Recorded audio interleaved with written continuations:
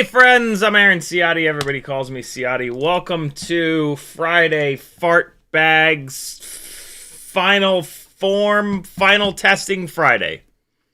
Is 33,000 kV from an 0802 too much, too little, or just enough for a 1.6 inch propeller? Background looks different again because I accidentally ordered the wrong. I ordered 24 volt LED strip light, and I need 12. So the strip light is all gone. Although I can get a little bit more light over here. What's happening with this nonsense? Why did this not come correct? There we go. Oh, look at, why is it? Yo, this globe is just, it's just messing with me. Why is it not? That flight footage was from the drift place with more light. I brought a couple of relatively bright bulbs and stands up there, and it's making a huge difference, so I'm really happy about that. And I think it even is now recording 1080-60. Let's check it out real quick. Monitor mic. So if we go command left bracket, I'm pretty sure that's 60 frames a second. Does that look like it's doubling frames? No, that's definitely not doubling frames there. Yeah, so we're back up. We have enough light. You can see them. You can see the one up here on the top right, and you can see the other up here in the top left. And you can see the... I went too far back. Wait, I can just do this. And then up here we are. There's our live view through Walksnail. And son of a bitch, I continue to not be able to get analog to work. Getting analog, outputting analog, hey, Look at the latency really is not bad. Look at the delay or the lack thereof up here with Walksnail. I mean, you could actually see it right there. Hold on, let's go super slow. We'll go fast for the crash, and then we'll go super slow. So this is 12 speed. Ready? You can see when I take off, we've got like, we'll go so that we can go 1, 2, 3, 4, 5, 6, 7, 8, 1. Okay, boom, boom, boom, boom, boom. So let's see. 1, 2, 3, 4, 5, 6, 7, 8, 9, 10. Nah, it's hard to count. Yeah, it's hard to count there, but the that latency is not very bad. Yeah, what? Why is it so hard to get analog out of? Why is it so hard to get analog to these 4 giant TV things? I think the problem is actually on the TV side. I think whatever the hell, so it's HDMI going up into the ceiling, and then that drops in, and it goes to something that then splits it up for these 4 big ass, like, I don't know. My guess is they're like 50-inch TVs, 4 of them. And I believe that there's something in that splitter that needs like a cleaner signal than what I've been feeding it. I've tried 2 component to HDMI adapter boxes, which are really cheap on Amazon. And I've tried 3 different barrel plug. Well, what is it, like 1/8 inch or 1/4 inch plug on the side of the HD3s, all Fat Sharks. I've tried 3 different cables there, going to the component box, which takes composite in rather, and then changes that over to HDMI and sending that out, and it just blue screens. Like it's getting some sort of a signal from the converter box, but it's just a blue screen. And yeah, it's very confusing. And I've also tried a little like handheld VRX with an HDMI out. And that works for like a split second, but then it blue screens, and then it comes back, and then it blue screens, and then it comes back, and then it blue screens.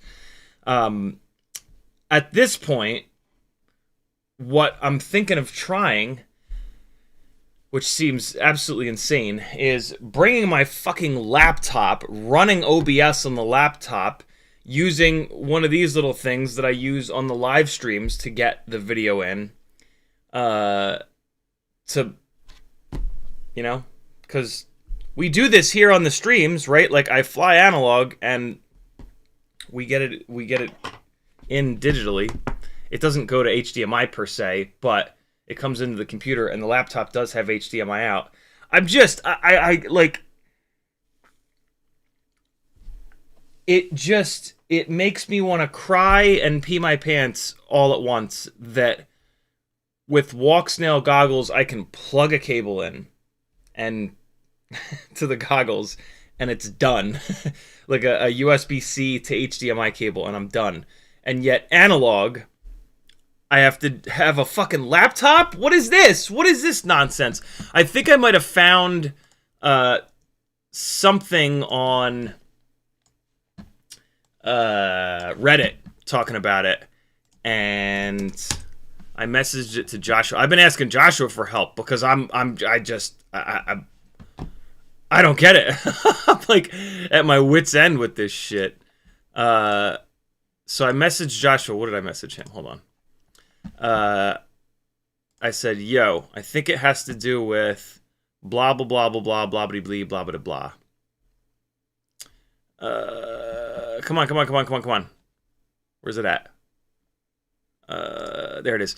So on Reddit, somebody said VGA uses individual red, green, blue HS, VS lines, whereas the analog video out of the receiver is a single composite signal. And then somebody else said, I just grabbed a few of the things that sounded the fanciest, basically.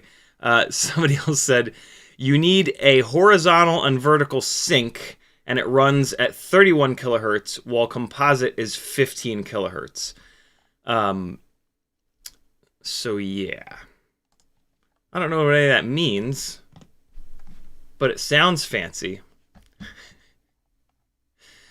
Yeah, I don't get it. I don't quite understand. But I'm gonna try. I guess I'm gonna try. I don't know what to do, man. I can't bring my laptop every week. I mean, I guess I can, and I can just put it down on the ground and just plug the HDMI into it.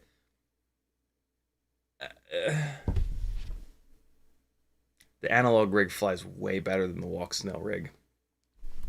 I did 3 of these. So every time I go to the RC Drift Car place, I bring 3 sets of 6 batteries. So I fly 18 batteries per Thursday night. I flew 3 Thursdays in a row on just the Walksnail rig to really get used to it, and then I flew 1 battery on the analog rig, which is pretty much the same build. And good God, man, it's just so good. Like that 6 grams less makes such a difference. Such a difference. So like, I really do want to figure out how to get analog up onto the screen. I don't I want to be able to do both. But yeah, I want to get analog up on that screen, yo. I really do, because I can just the runtime is so much better. Like if I'm gonna fly the competitions, I need the runtime. And the analog rig gets like 50% more runtime than the Walksnail rig. It's crazy. It's crazy. So yeah, that's what's been going on in my weird little world that I exist in. Got some cool. We're not gonna do like a proper mailbag because I forgot to put it in the total, but I did get some Loctite 638 that I'm gonna try to fix this slipped iGal bell with. So look at the size of the bottle this comes with. This comes in, I should say. This is unnecessary. We should have like a traveling bottle of Loctite 638.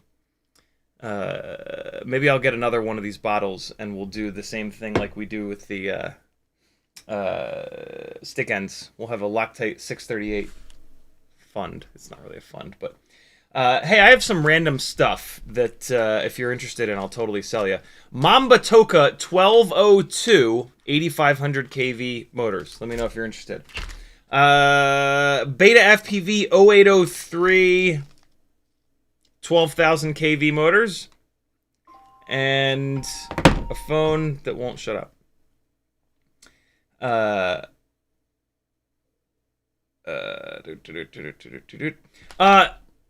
The one thing that Joshua did say is that the HD0 goggles will do what I want because they have HDMI out.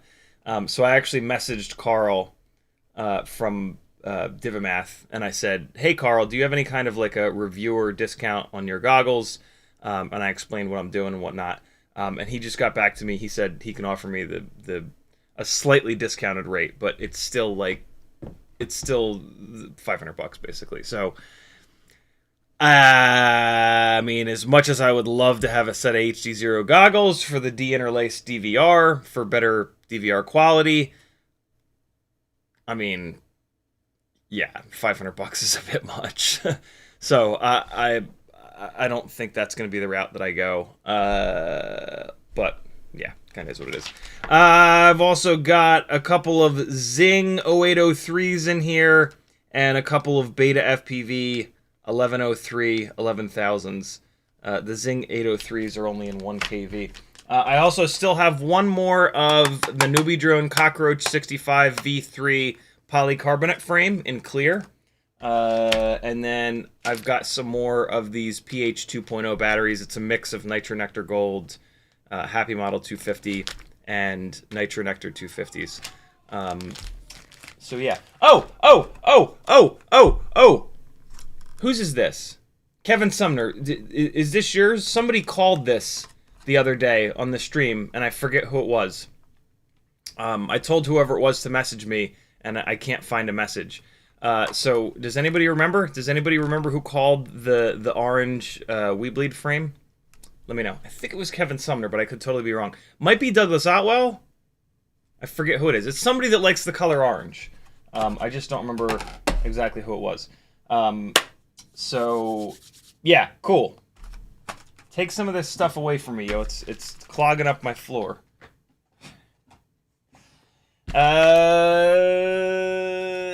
Hope everybody's doing well. Hope you all had a half-decent week. I had a couple of incredibly productive days this week, followed by a couple of completely unproductive days. So I evened it right on out. That's pretty standard fare for me. The joys of mental health problems. But hey, I'll take it. I'll take a couple of productive days and then a couple of not so productive days over all not productive days. I feel like these lights keep resetting.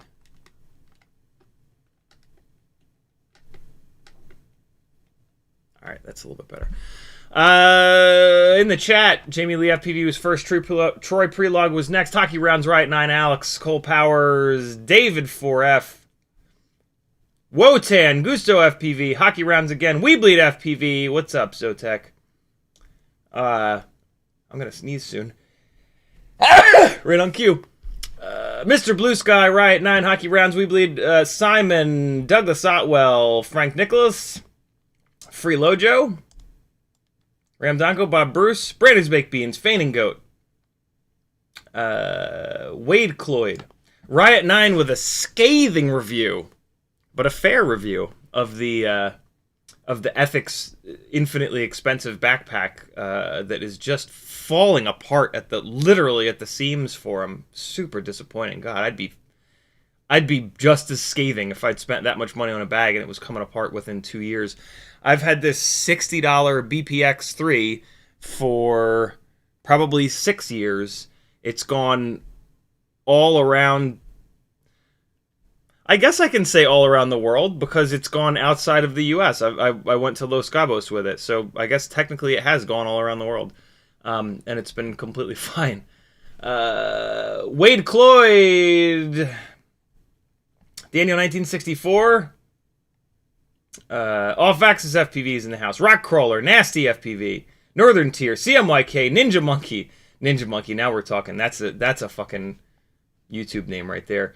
Joe F is here. Ramdonko, Lucky, Cole Powers, Matt Norton, Damon, Shredder 0911, Troy Prelog, Douglas Otwell, Simon, Jar Beezy, Christopher Scott, Great Scott, Free Lojo, and Right 9. What's up, friends? Thanks for coming. Shirt of the day, Fly Tribe. Support them. They support the hell out of me. It's an awesome magazine, too. You'll be doing yourself a favor. All right. If you want to talk directly to me in the chat, all you got to do is type CiottiFPV. If you do that and you spell it right, it'll light up in orange for me. Riot 9 tagged me, said, should make 6 batteries a day a hashtag, so it's clickable for all of your vids. Just a thought. I read that 10 minutes ago and did it. So, yeah, you'll see that on all these. Moving forward, Ramdonko says 1.5 gigawatts per millimeter. CiottiFPV and hello. Rock Crawler says what's up. CMYK says howdy folks. What's good, gangly gang? CiottiFPV. Joe Film says hello. From Germany. Riot 9 says big uptake in Walksnail recently for whoops. How bad is the brownout situation really? It's pretty bad. Everyone wants HD. I don't want to suggest Walksnail if it browns out, and HD0 sucks. LOL analog. The brownout situation is real. When your battery voltage, when you're cruising around battery voltage hits 3.5, if you go full throttle, it will brown out, and it will just shut the VTX off. You disarm, you lay black screen. You lay it on the ground for 15 or so seconds, and then it comes back, and then you can limp it back to yourself.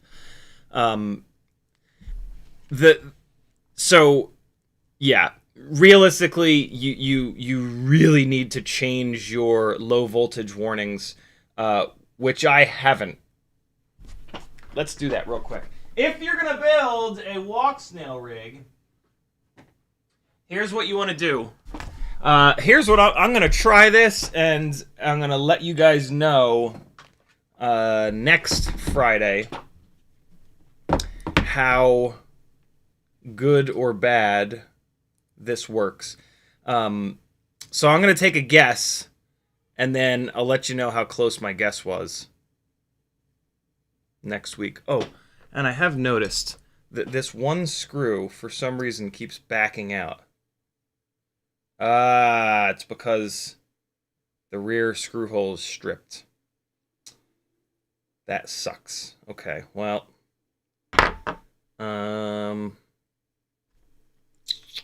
Okay. Alright, well.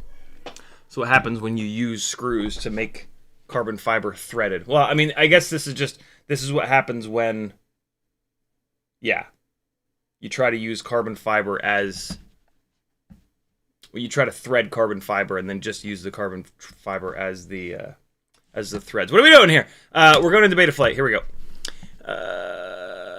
Come on up, Betaflight. Come on. I need you. Here's a little bit more flying while we're waiting. Why does Betaflight take so long to fire up? Is it just me? They put these red LEDs in, and then they put this fencing here. Where is it? You can see it right here. Just like the real deal. It's starting to look really cool in this place, man. And I'm loving... There we go. I'm loving that that we've got enough light in there finally. All right, so here's going to be my best guess. I'm going to move the minimum cell voltage, which is what will trigger the good God land now, you lunatic. I'm going to change that to 3.4, and I'm going to change the warning cell voltage to 3.6, maybe? I don't want to make this too high because it's going to put low battery onto the actual flight footage. So let me actually, I'm going to go a little bit low for right now. I'm going to go 3.3 on the minimum cell voltage and 3.5 on the warning cell voltage. Since it's basically like a little Cinewhoop, I don't usually, let's wipe out the black box. I don't usually hammer the throttle. And so I think maybe this will work. I'll try it, and if I don't get any warnings, that means it's, you know, I'll fly 18 batteries next Thursday with it. And we'll really get to see. We'll get to see if this is the right number. If you were gonna build a freestyle Walksnail setup, you would want to go higher than this. You would want the at a minimum, I think you would want the minimum cell voltage at 3.4, and then the warning cell voltage at 3.6. I think. So yeah, I'll get back to you on that. I'll let you know how that goes. That should be kind of interesting. I also do need to fix this, the battery amperage meter scale. It's all kind of screwed up. It's not working quite right. I think I pushed the PID tune up on this thing last night, and it was a little bit overactive, so I'm actually going to pull it back down. All right, there we go. I turned the feed forward gains up a little bit. I'm just kind of moving things around to see. Yeah, to see. Why is this master multiplier up at 1.2? Let's pull this down, and then that'll let me push these guys back up. Okay, cool. And let's save that. Jitter reduction, I'm actually going to reduce this a little bit for a little bit less stick smoothing. I'm going to try to make it a little bit sharper and see how that is. Dynamic idle does not work, unfortunately, on the Betaflight AIOs. Very weird. Motor output limit 100%. All right, everything else looks fine. I'm going to turn on thrust linear. It gets kicked around a little bit at cruising throttle. Thrust linear will give me a little bit more PID gain at cruising throttle. I actually turned down my throttle expo a little bit. I had it all the way up at 0.5. Again, I'm just trying to make this thing a little bit more reactive. So I turned that down a little bit. Get a little bit more linear of a response. And everything here looks fine. This will be okay. All right. Let me check one last thing. Let me check PID sum to make sure that I changed that. Get PID sum. Yep, that's cranked all the way up. All right, so we're good. No major changes, but I do need to get that. I do need to get those low battery warnings going on this because, I mean, I'm doing a pretty good job with just kind of manually monitoring the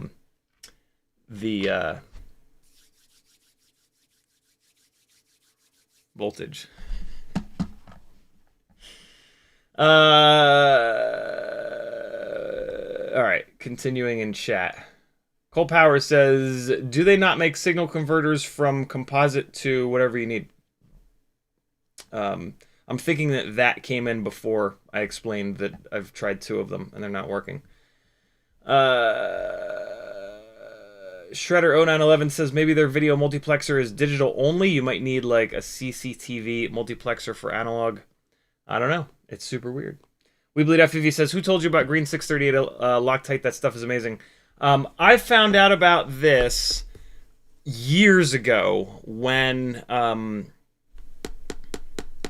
of our OG subscribers did a little YouTube video using this to fix the bells of motors. And he sent me a link, and I was like, yo, can I put that on my Patreon? That's brilliant. He said, yeah, absolutely. So if you go on my Patreon, you go to, and you click the Tech Talk tag, one of the earliest Tech Talk articles is that YouTube video of using this. So I've known about this for a hot minute, but I totally forgot about it. I haven't really had much of an issue with motor shaft slipping on the motor bells. And when I do have the issue, I just throw the motor away, and it's no big deal. But in this case, you know, these iGal motors, you can't like get them right now. So I'm willing to dive into trying to repair this. Basically, what I'm gonna do is put it on like the tip of a pin or something like that, and just try to put the tiniest little bit of it in there because you don't want Loctite moving around anywhere near the where the motor shaft meets up with the bushing, which is right below where I need to put it. I will take the bell off to keep that from happening. It would be really lazy and dumb to try to do it with the bell on the motor. So I'll pull the bell off of the motor and then try to get it in there, give it time to cure or dry, whatever it does. And then I'll put it back together and we'll see how it is. Simon says, if you can't remember something in the stream, there's a little known search there's a little known search function in. It wasn't Douglas Otwell. Yeah, I don't think that there's a I don't think there's a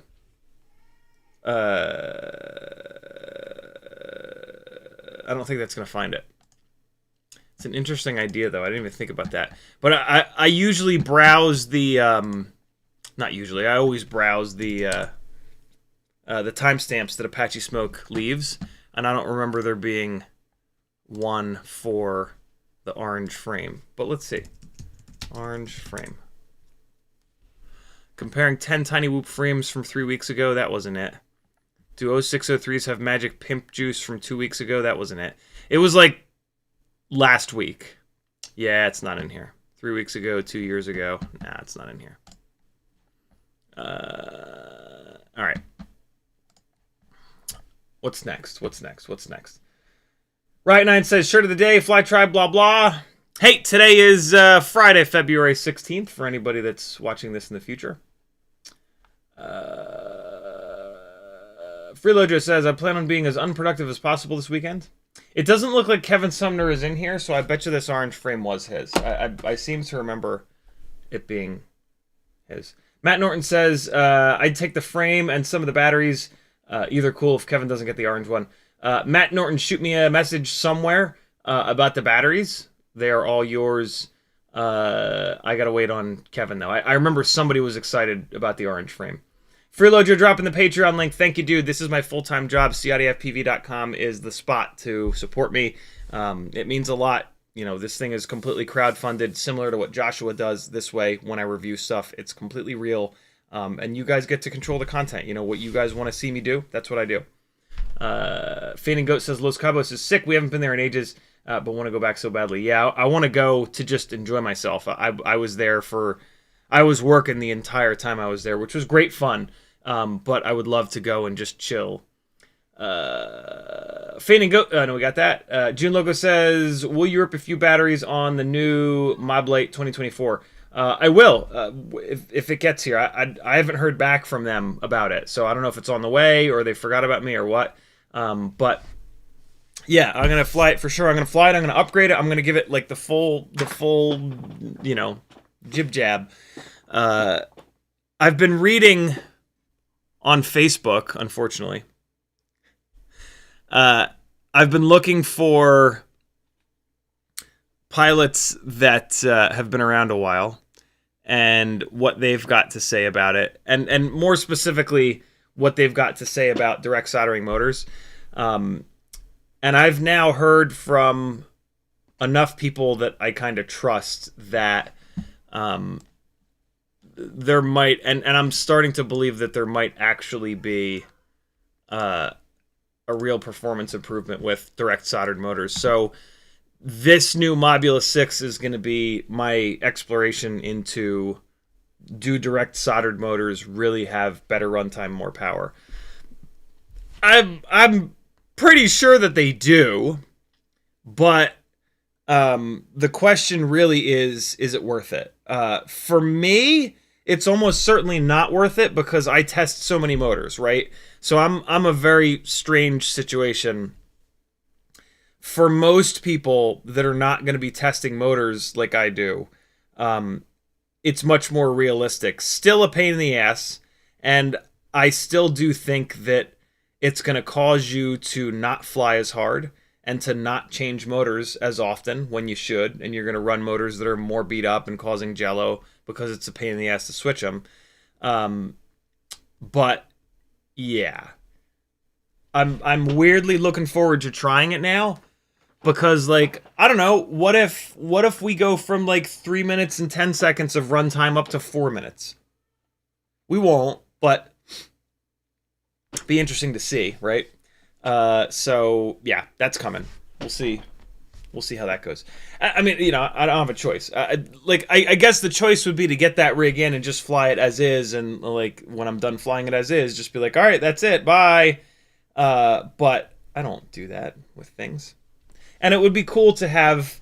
What's going to happen is I have a couple of sets of 0702, 32,000, and 32,500 kV motors. So I'm just going to designate. I think it's going to be the Weebleed Screamer 32,500s that I actually cut the connectors off of, and they'll just be the motors for that build forever. And I'll have this Mobula 6 2024 with these hard soldered motors. That I fly every once in a while. It's not going to be the thing that I normally fly, though, because I'm just not going to beat the hell out of something with motors that are soldered on when I have another rig right next to it with plug-in motors that are way easier to swap out, right? So that's my main gripe about the whole soldered motors thing. Unless, you know, I get it all upgraded and put together and it's flying for 4.5 minutes or something, and it has like a drastic amount of extra power. We'll see. But that's the plan. Ramdango says, this sounds like my learning curve with the Betaflight Cross AIO, but I don't know what the hell's going on in comparison. Amazing and light throttle runaway, so been detuning. If you're having throttle runaway, look at the mechanical system. Look for yeah, look for vibrations coming from props or motors. Offx says, you already sent that package. Yeah, yellow frame of the batteries. I did indeed. Mothy says, I built into the new Cockroach V3 frame. Noticed the motor mount holes were rubbing my C-clips. Had to file it a little bit. Have you noticed that? I have not had that. I've seen that before on frames, though. That is a thing. That is a thing that sometimes happens. It has not happened with mine, and I have a whole bunch of builds on the Cockroach frame. It's super obvious when that happens. Like the motor just does not turn free. One of the really easy tests for you guys to make sure that your motors aren't screwed up or binding up or whatever is to take the motors and just and to blow on them. You got to blow pretty hard, but you should be able to blow through the motor and have it spin.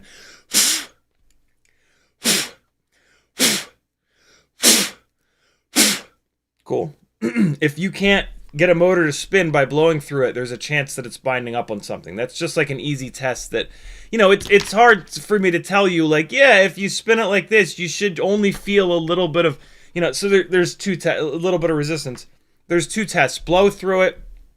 The other test is you spin it with your finger, and you should hear the notchiness against your fingernail when you kind of come around. Listen, ready?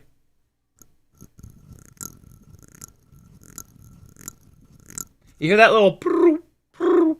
That's happening every time I come around, and my fingernail is what's pushing on the propeller blade, because the propeller is going into the notch. My fingernail is pushing, and the propeller is coming away from my fingernail with each notch, and then my fingernail is hitting it and pushing it a little bit, and then it's going into the next notch, and then my fingernail's coming up, and that's a boom. So yeah, those are the two super simple tests to see if your tiny whoop motors and or propellers are binding up against something. Yeah.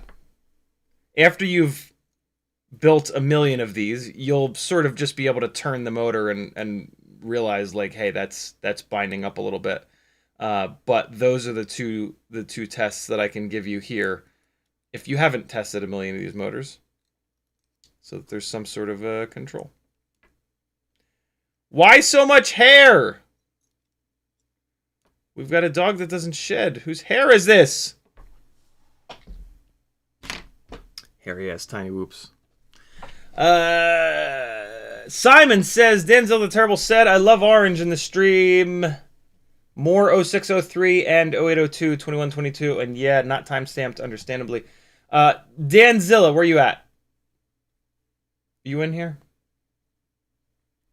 I think I have him on Discord. Danzilla, you on Discord? Thank you for that, dude.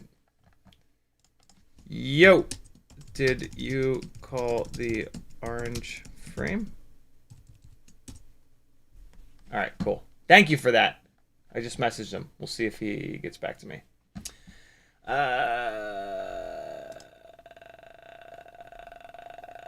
Limit says, I ripped the UFL connector with the central pad off my brand new 2G4 AIO after less than 10 minutes of flying. Crashed two to three times. Do you think it's repairable?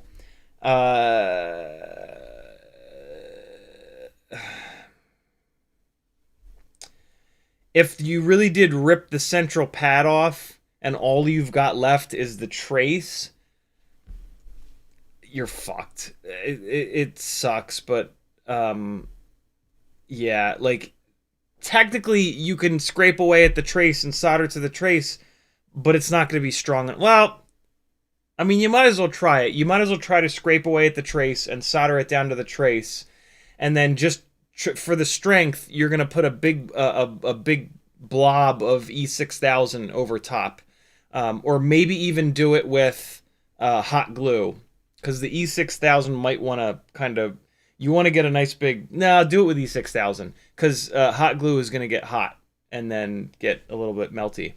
So yeah, do it with E6000. Yeah, that sucks, dude. God, that sucks. Of all the pads to rip off, like, that's the worst one to rip off, man. That blows. But yeah, you can direct solder UFLs. You're not going to be able to put a connector back on it. You're going to have to direct solder an antenna. So you're gonna have to cut the UFL off of an antenna, strip the bare wires back. A UFL cable going to the head of the antenna has black shielding, and then inside of that it's got like a silver braid, and that's actually the ground. So technically you want to solder that to the outside parts of the UFL, which are ground. And then inside of that silver braid, there is a plastic insulating layer. And then on the very inside, there's a core. And the metal core is the actual signal. So you have to expose the core, and then you have to trim back the plastic a little bit. And then you've got to expose that silver braid, and you've got to solder that to the grounds, and then you're going to have the black insulation down here. So it's going to be 3 layers that you need to solder down. There are videos here on YouTube how to do it. Matt Norton says, how do you know how far to push the props on? I had one fly off in a crash, and I pushed it back on, and wait, what? And I pushed it back on, and opposite motor pushed on further too, but rear props aren't as deep and won't push anymore. I got lost in the middle of that, but the answer to the question is you want to push your propellers all the way down as far as they'll go. If you can't push the propeller all the way down so it's flat against the motor bell, it'll be sitting up, and that really weak 1mm motor shaft will just bend really easily because of the leverage on it. You want to get the motor all the way down as flat as possible so that when it takes all that abuse, it's trying to bend the very base of the motor shaft. It's not like halfway up the motor shaft just with a nice chunk of leverage to bend the shit out of it. So yeah, push them down as far as they'll go. It's the main reason that the Gem Fan Tiny Whoop props are so much better than most of the HQ motor props, because most of the HQ Tiny Whoop props are enclosed on top, and you can't push them all the way down in the motor shaft. Limit says, I only flew about 10 minutes. It was also my first time flying analog. I was only flying HD0 whoops before. I was so happy about the flight performance. Yeah, it sucks, dude. Sorry. Take a look at like why that happened. Take a look at how your antenna was mounted and how the hell did enough force get put on it to pop that UFL off. Because that shouldn't happen. I've actually not had that happen in thousands of crashes. It's a hard lesson, but yeah, managing your UFL and making sure that it doesn't get like yanked or smashed is really important. So this might be your hard lesson in like whenever you mount up an antenna, just like look at it really carefully and think about like what could happen during crashes, because you never want any upward pressure on that UFL. You want to try to avoid any sideways pressure too. Usually they're pretty strong, but yeah. Daniel1964 says, on a NewBee drone cross AIO, would it be better to change the board to larger motor plugs or change to smaller plugs on the motors? You're not going to be able to change the board to larger motor plugs, so you don't really have a choice. You're going to have to change to smaller plugs on the motors. All right, cool. So tonight we are going to... I just kind of like placed it in this frame for the thumbnail picture, but... yeah, tonight we are going to get rid of Britta. Getting rid of Britta. Getting rid of the bee. She's a GDB. Getting rid of Britta. A couple of people are like, oh, shit! Very excited right now. Where are my community fans at? Fuck you. If you're not a fan of community, I'm going to light you on fire. You better be a fan of community, friends. I'm just saying it. You better be a community fan. If you're not a community fan, get the hell out of here. Please don't. Stay. I'm just kidding. Go watch Community though. Turn this nonsense off. Yeah, this is the Community is one of the best, funniest comedies ever written. It's written by Dan Harmon. Fucking genius. Tortured genius. Dan Harmon is my definition of tortured genius. It's an incredibly funny, incredibly witty TV show. This is the AIO and VTX and camera and canopy from the 65mm freestyle rig, freestyle Walksnail rig. This has the Happy Model Cross AIO on it that I'm extremely unhappy with. So we're going to take this AIO off, and I'm going to throw it in the goddamn river, and we're going to replace it with a Betaflight AIO, and then temporarily we're going to put it into a Meteor 75 airframe with 080 Hex 802 33,000 kV motors and the 1.6-inch biblades, so that we can see if 33,000 kV will outperform 30,000 kV in the final bit of our quest to find the best possible motors for a 1S lightweight freestyle 75mm Walksnail Tiny Whoop. At the moment, this is where we're at. This has super custom motors. I took a set of Tiny Whoop 1Z 802 30,000 kV motors apart. I took the bells off. I grabbed the stators. And then I took a set of iGao 0802 27,000 kV motors with the thicker motor shaft, and I swapped them. And I put the strong bells on the higher kV stators, and it's pretty good. It's the best that I've gotten, and I've tested pretty much everything that's realistic to test on this for a freestyle build. I believe that the EX motors or the Hex motors use the same stator base. I'm not going to do that swap yet, though. I'm going to run these 802 33,000s as they are with the 1mm shaft just around here, and we're going to back-to-back these things because there's a chance that 33,000 kV is too high for a 1.6-inch propeller. If it's not too high, and if there's a significant... So I'm going to have two rigs built here so I can properly back-to-back these.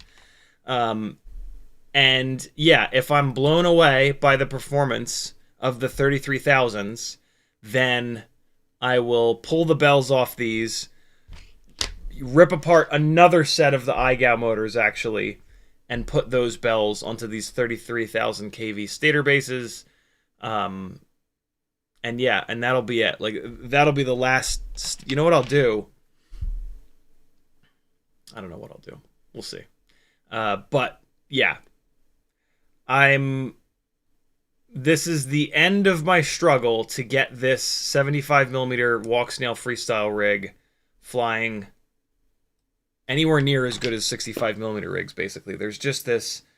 These 75 rigs just feel so heavy. They don't have anywhere near the response time as these 65mm rigs. They're not as accurate. They're not as lively. And I just don't understand why. Like, I think the reason why is that we just don't have the exact right motor. I think that the 0702 is just the perfect motor for a lightweight 1.2-inch bi or tri-blade propeller. And I just think that we don't have the exact right motor size for these 1.6-inch props. I think maybe we need like an 0803 or an 0703, or I tried 0603 and they were getting too hot.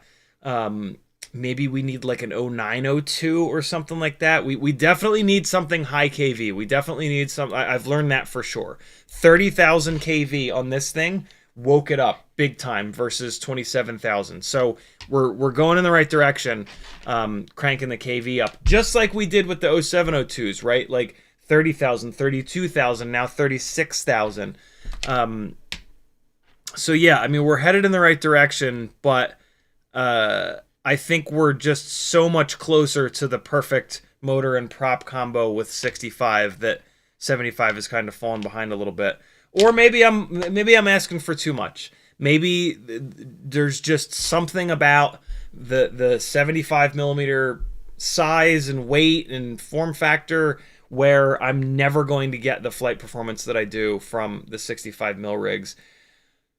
but I want to push this as far as I can to answer that, right? Like I don't want to just call it, especially because we have another motor that would kind of maybe make sense that can pull it off. So let's keep going down the rabbit hole. Steve-O says, have you tried 25,000 kV on the 75? Those seem to be the best. Long ago I did, yeah, and they don't have nearly enough power for what I'm looking for. Going from 25 to 27 was a big improvement. Going from 27 to 30 was a big improvement. So yeah, we just keep going. Boiler FPV says, you can use the HD0 goggles with an analog module and HDMI out to put video on a TV. Yep, that's what Joshua and I were talking about, but unfortunately I don't just have $500 to throw around.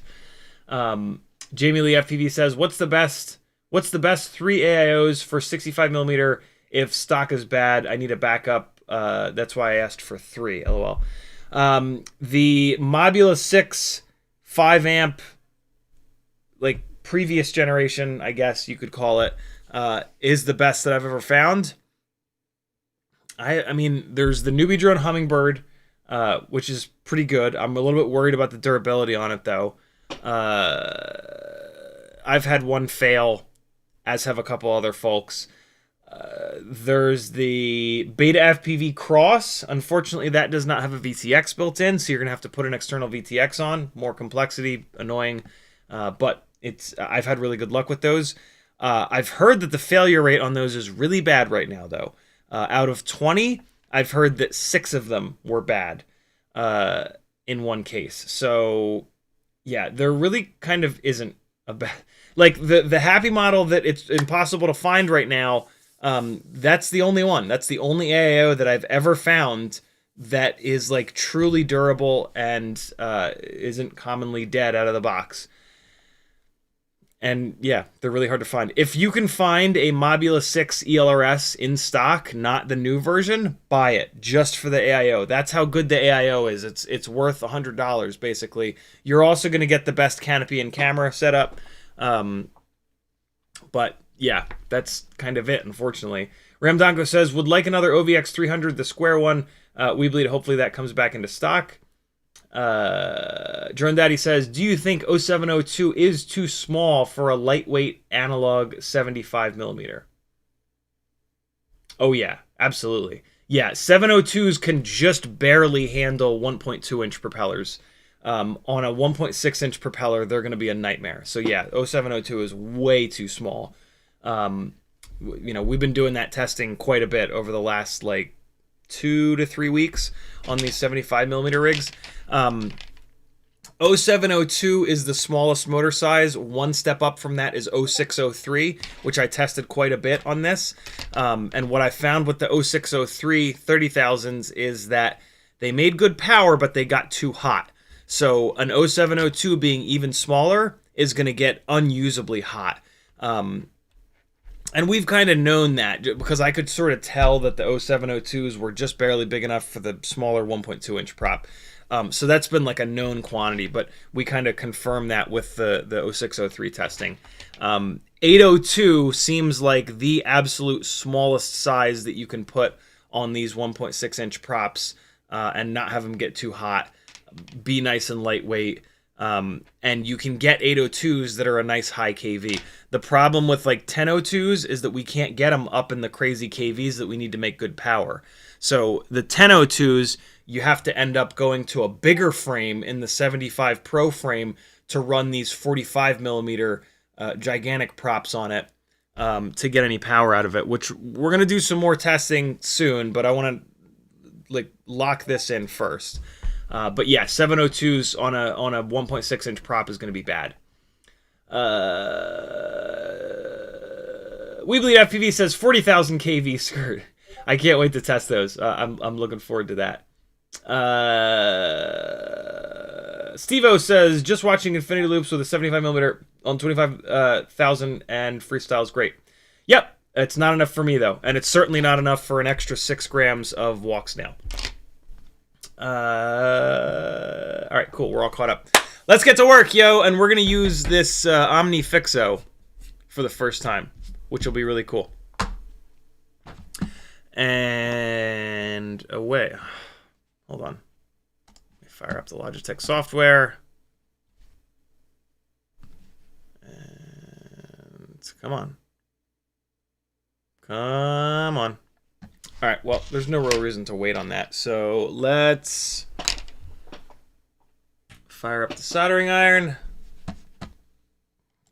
And let me just move the chat over so that I can read it from the bench. Wow, the Logitech software is just not launching. Jamie Lee FPV says, is turtle mode bad for the FETs or motors? It doesn't have to be. Like, if you don't... Like, turtle mode just spins the motors in the other direction, right? So, like, inherently, there's not a huge problem with it. Man, why does the soldering iron smell so bad? What the hell is happening? Did I get something on it? Man, it smells fucking terrible. It smells like I just turned the furnace on or something. What's going on? It's never smelled like this before. Weird. Yeah, inherently it doesn't have to be bad, but if you just sit there hammering on it, then it certainly can be bad. So just don't do that, right? Like, you should never, especially if like there's a propeller that's blocked. Yeah, you got to be careful with it. Where you run into problems with turtle mode is if there's a propeller blocked. But I mean that, you know, if you arm a quad and there's a propeller blocked and you start hammering on the throttle, you're gonna have all the same problems. So like that's not unique to the to turtle mode. You know what I'm saying? That's just a things that you shouldn't do. So yeah, the key to not blowing anything up with turtle mode is to be gentle with it. Don't just go full stick immediately. Gradually push the stick over into turtle mode and pay attention, like listen and look to see if that propeller is blocked. And if the propeller is blocked, stop and go pick it up. If you do that, you'll never blow anything up with turtle mode. It's just about being careful. So yeah, inherently there's nothing about turtle mode that's dangerous. It's just that people don't pay attention. Like, yeah, blocked propellers can dump a ton of heat into the FETs and the motors all at once. And so you need to not do that. You need to, you know, make sure that you don't put your board in a situation where that's happening. Look at this Omnifixo sitting sideways like this. Look at this. I'm going to be able to just grab this. Wow, man, this is filmed full fucking potato mode. What the hell?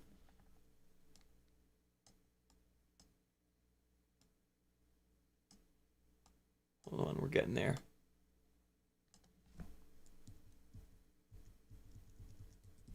Out of focus one direction, out of focus the other direction.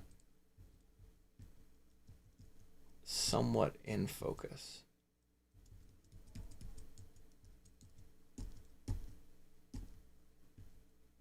There we go. Okay. All right. First thing I'm going to remove are these power leads, which are piggybacked onto the battery leads. So let's do that first, and I'm going to do that with one of these little guys here. All right, so we'll put it in there like that, and then that'll kind of clamp it. Oh, that's pretty nice.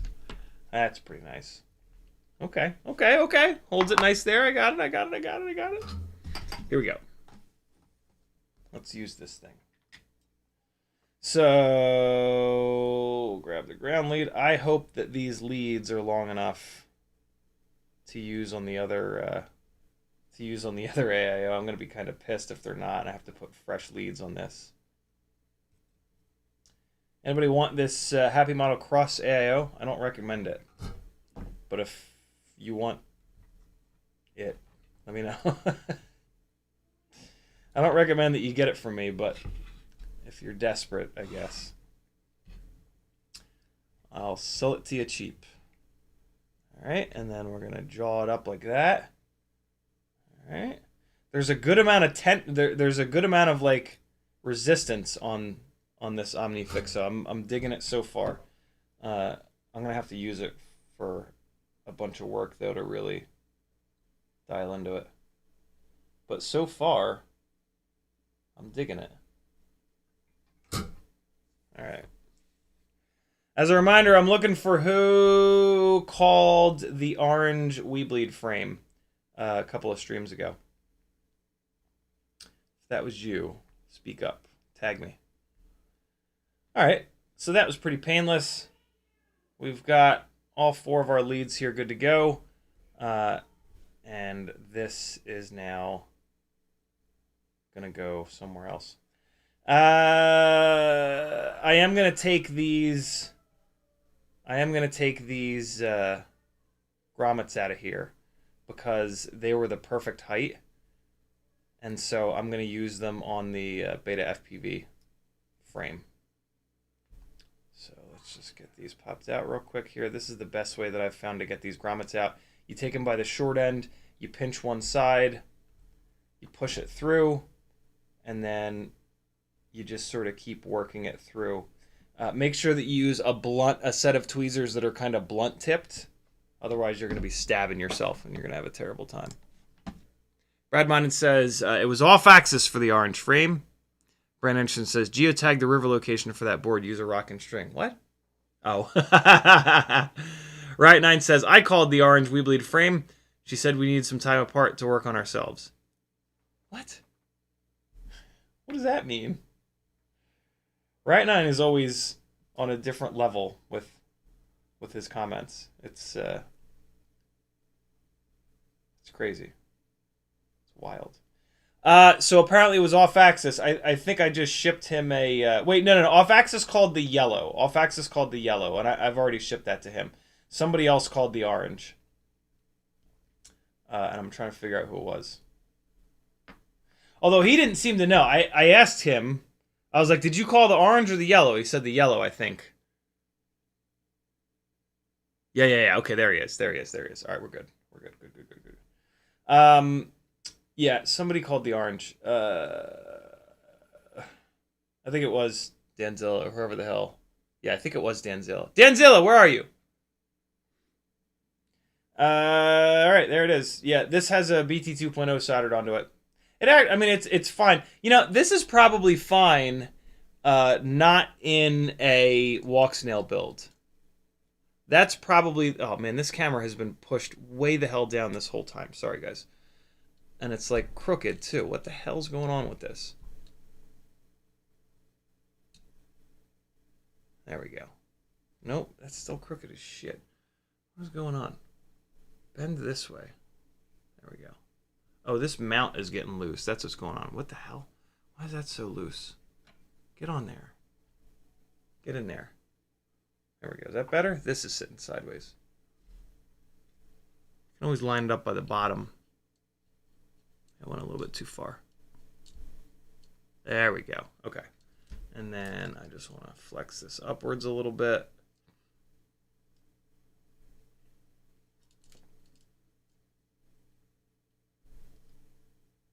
You guys prefer to have this zoomed out? I think it's best to have this zoomed out. Oh, shit, now I rotated it. I didn't want to rotate it. There we go. There we go. I must have smacked the camera with the with this light here. Got it all banged up. All right. That's looking a little better. Off-axis says he's eating dinner. Who's that, Danzilla? Yeah, this Happy Model Cross AIO would probably be fine on an analog build. But the problem is the USB port is very long, so you're going to have to run this in a either a NewBee drone Cockroach frame or an old school Meteor 65 frame. This will not work. Well, no, I guess this will work on the Weebleed frame as well. What the hell frame did I have this in that it wasn't working on? I don't know. If you want it, it's yours. I'm sticking with the... Well, maybe. Should I use this? I could use this in an analog build. No. Well,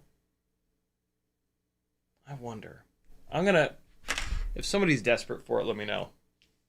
But I might actually end up using that, trying that on a slightly lighter weight. Matt Norton says Denzel said he'd take it if no one else did. There wasn't any real claim, I believe. Could be wrong. All right, I'm gonna wait for Denzel to hop in, and we'll see what he has to say. Betaflight 1S cross 5 amp.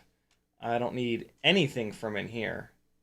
A couple of different screws, couple of grommets. Okay, yeah, I don't need anything from in there. That's fun. Grommets, we're going to wait on. We're going to do the soldering first. Now is when we get to see.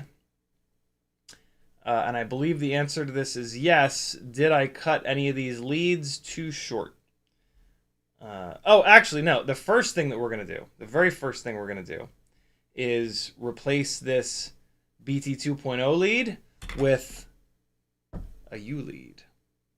A U-shaped Betaflight clip clop. That's exciting, isn't it?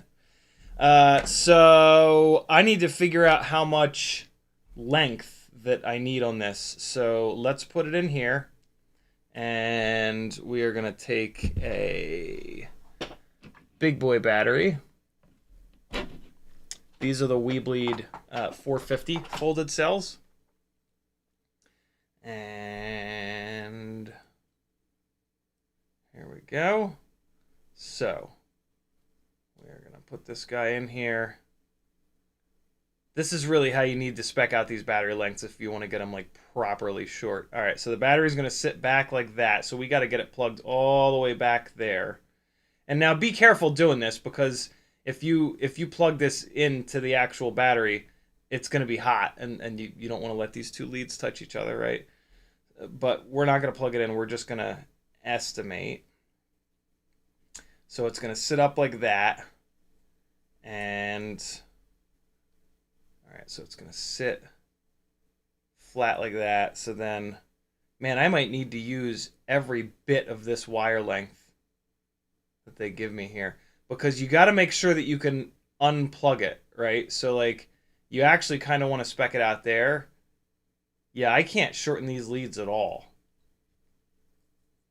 if I want to be able to plug this damn thing in, because it's got to come all the way out to there, and then yeah, I can't shorten these leads at all. So I'm gonna solder it on as is, which is like kind of easier, I guess. I'm really tempted to just leave the BT 2.0 on, but I really want to try one of these to see if it is legitimately easier to unplug. I can't imagine if it doesn't. So we'll see. All right. Betaflight cross, what is it? Voltage is on the outside, ground is on the inside. And those are silk screened pretty obviously. All right, cool. Get some flux on here. We'll remove the factory one. I'm going to put the nerd goggles on so that I can see what the hell I'm doing. These are the nerd goggles. You need a set of these. They're the best. Threat Frequency says, can you call out which pads you're soldering TX and RX on that flight controller when you do it? I'm struggling with this flight controller and an HD0 Whoop-Lite VTX. I can, Threat Frequency, or I can just tell you that the TX pad on the VTX needs to go to the RX pad on the AIO. This is like the same on 99% of stuff. TBS does have a couple of things from a long time ago where you'd have to go TX to TX and RX to RX. I think Flight 1 also did that in their infinite lack of wisdom. But yeah, that is not the norm. TX is for transmit, RX is for receive. So on the VTX, you're going to transmit from the transmit pad to the receive pad on the AIO and vice versa. So that's how it works. No, use the Omnifixo, dummy. Right, so let's grab it here. That seems pretty good. And this will be a good test because I'm going to need to pull these wires out once I heat these pads up, and let's see if the amount of friction on the Omnifixo is enough. So we're just gonna touch the little bit of flux here, and that should liquefy all that solder. Give it another split second here. And you can see how it's kind of moving on me. I don't love that, but let's just give it another second to liquefy a little bit more.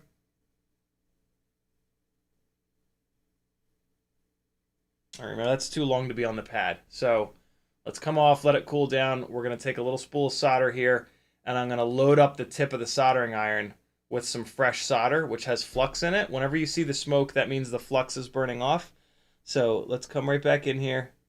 Load up the tip with a bunch of solder, and now we're going to put a big blob of solder on that pad. Keep tugging, keep tugging. See how the Omnifixo is rotating? I don't love that.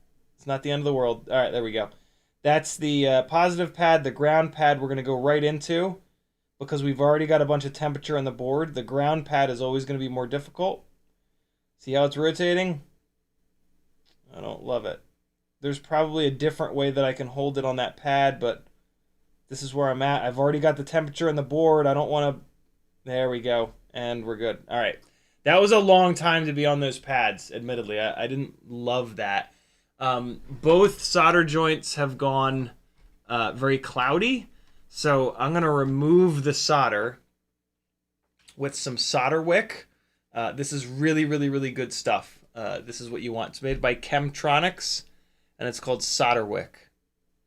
SOLDERWICK. This is what you want to use to remove solder. All you do is put it on top of the pad and then bring the soldering iron in. See how this thing's rotating? The inability for alligator clips to stay exactly where I put them is one of the reasons that I don't use them, and I use the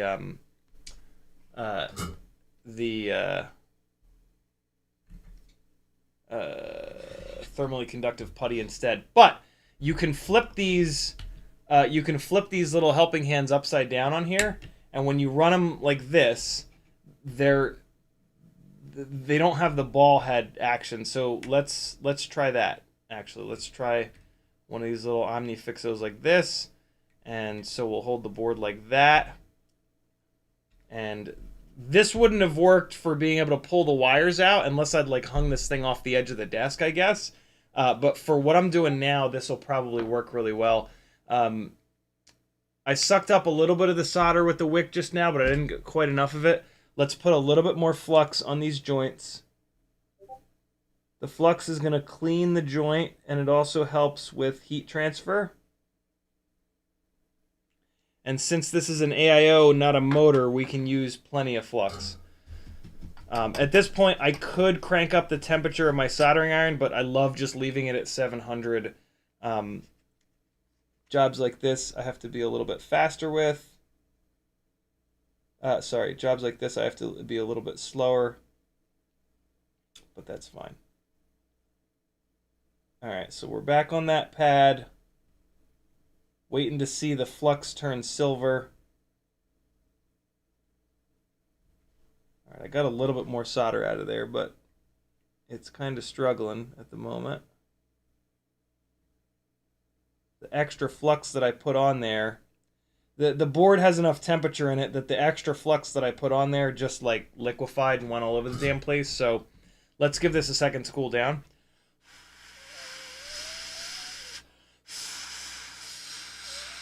Jamie Lee FPV says, what size screws are you using for the Walksnail and canopy? I have a Runcam Split 3 Nano Whoop. Can't use on my 75mm because the screws are too small.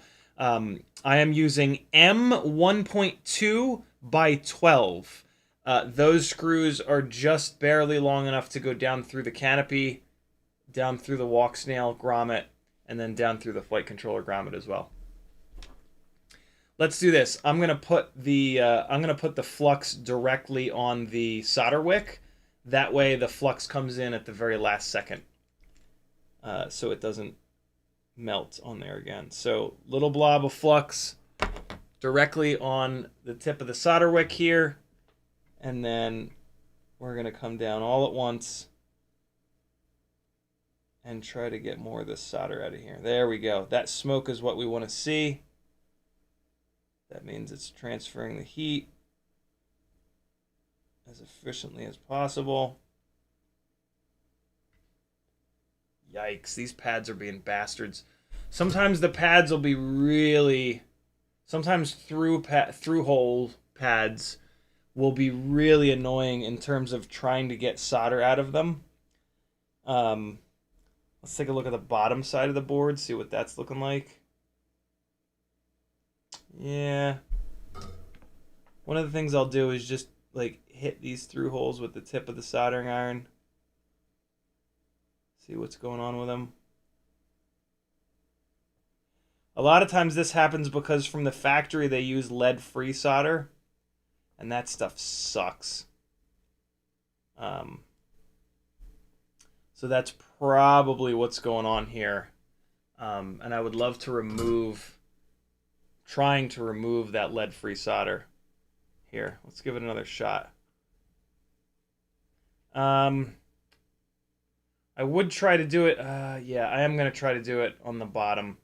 So I'm also going to get this ELRS antenna out of the way here. Try to put it somewhere safe. It's going to end up running straight up. You got to be careful with this antenna. You want to try to brace it against something because it can vibrate. You hear that? Listen.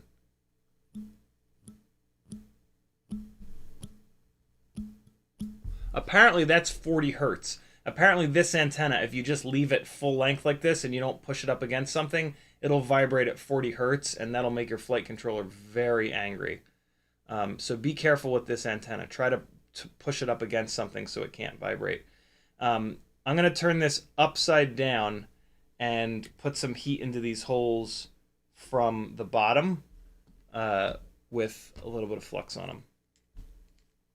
Actually, no, I'll put the flux onto the solder wick again like I did a minute ago. We'll see if we can chase this solder out of the bottom of these holes. This is almost certainly a lead-free solder problem here, though. But these manufacturers use lead-free solder on like damn near everything, so this is something that you will run into at some point. All right, here we go. That's on there. And we're going to bring the heat in. You want to hold the tip of the soldering iron as flat as you can. That's going to dump as much heat into it as quickly as possible. That's the name of the game. And that will come off there. Wow, yeah, that is nightmare.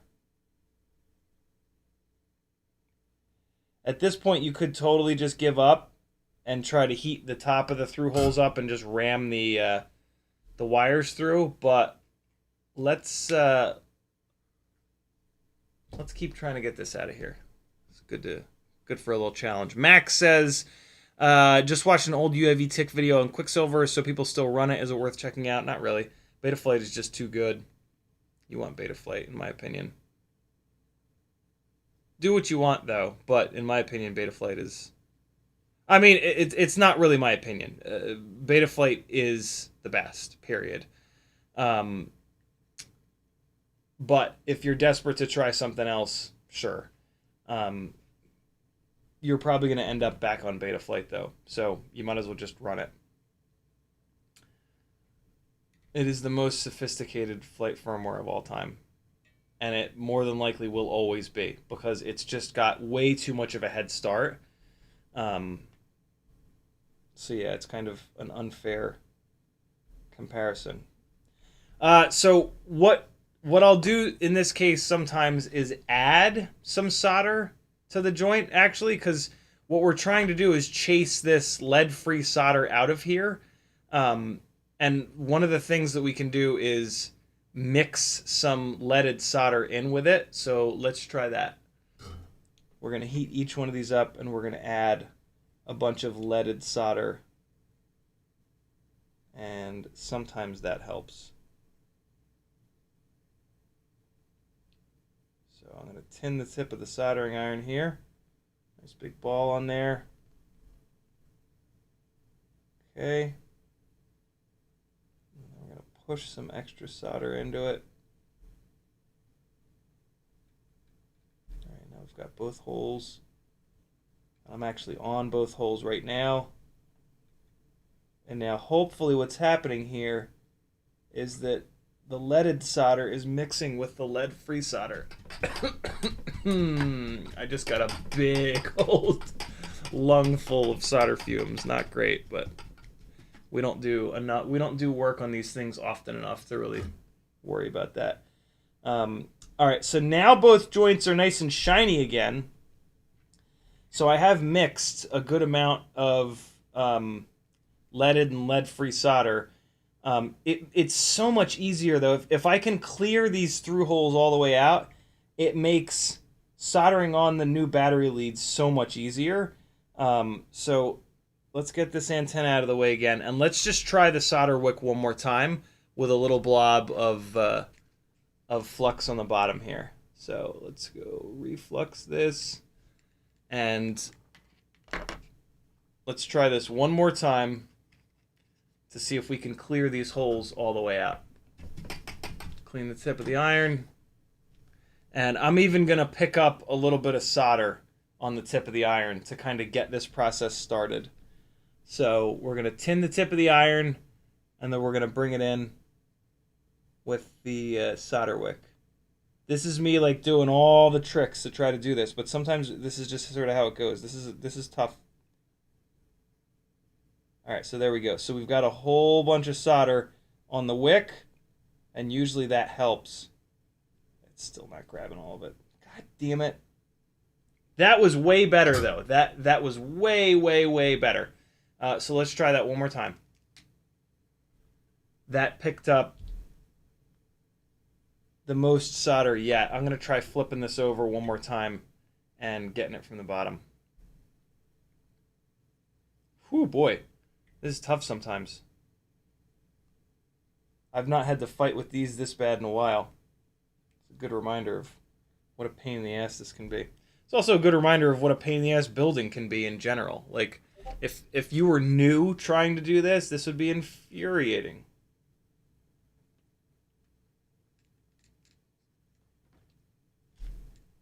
So, you know, take pride in the fact that you guys can do this work. It's a big deal. All right. Clean the tip. Get this on here. We're going to do the same thing again. I'm going to try to pick up a little bit less solder on the tip of the iron. There we go. Just picked up a little bit this time. Now we're going to do the bottom holes. Get the solder wick on there. Bring this in. Give it some nice downward pressure. Omnifixo is kind of hanging in. Now it's folding a little bit. Kind of annoying. Not the end of the world, though. All right, we got one hole totally clear. Good. Now we just need to come in with the other hole, so we're going to do that one more time. All we're trying to do is swap out a goddamn battery lead. All right, so what I'm going to do with this solder wick is I'm going to put a little 90-degree angle in it, because this second pad that I'm trying to get at right now is right on top of a little component.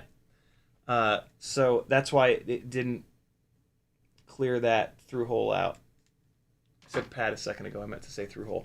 So now I've got a 90-degree angle on this guy, and that'll allow me to come down. And all right, we're going to do the same thing. We're going to pick up a little bit of solder here. Just a little bit. Drop this down. And come on, buddy.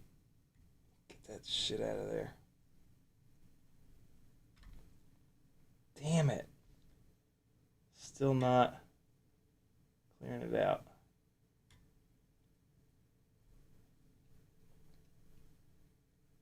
This won't work, but put a bunch of pressure on it.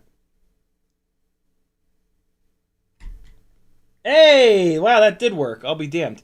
I just needed to put more pressure on it. So that's one of the other things with these alligator clips is, like, you could see me. I was pushing this all the way down against the desk. Sometimes you got to push on these things. Like, it's not great to do that, but yeah. I mean, we're pushing down on a through hole. I wouldn't want to do that with a pad, but through holes are very strong, so you can kind of get away with putting a little bit of force into them. And now both of those through holes are fully cleared out. Good Lord, that was a bastard. Jesus. All right, so on the Beta FPV stuff, I believe white is ground. Round. So the way I remember it is the round is ground.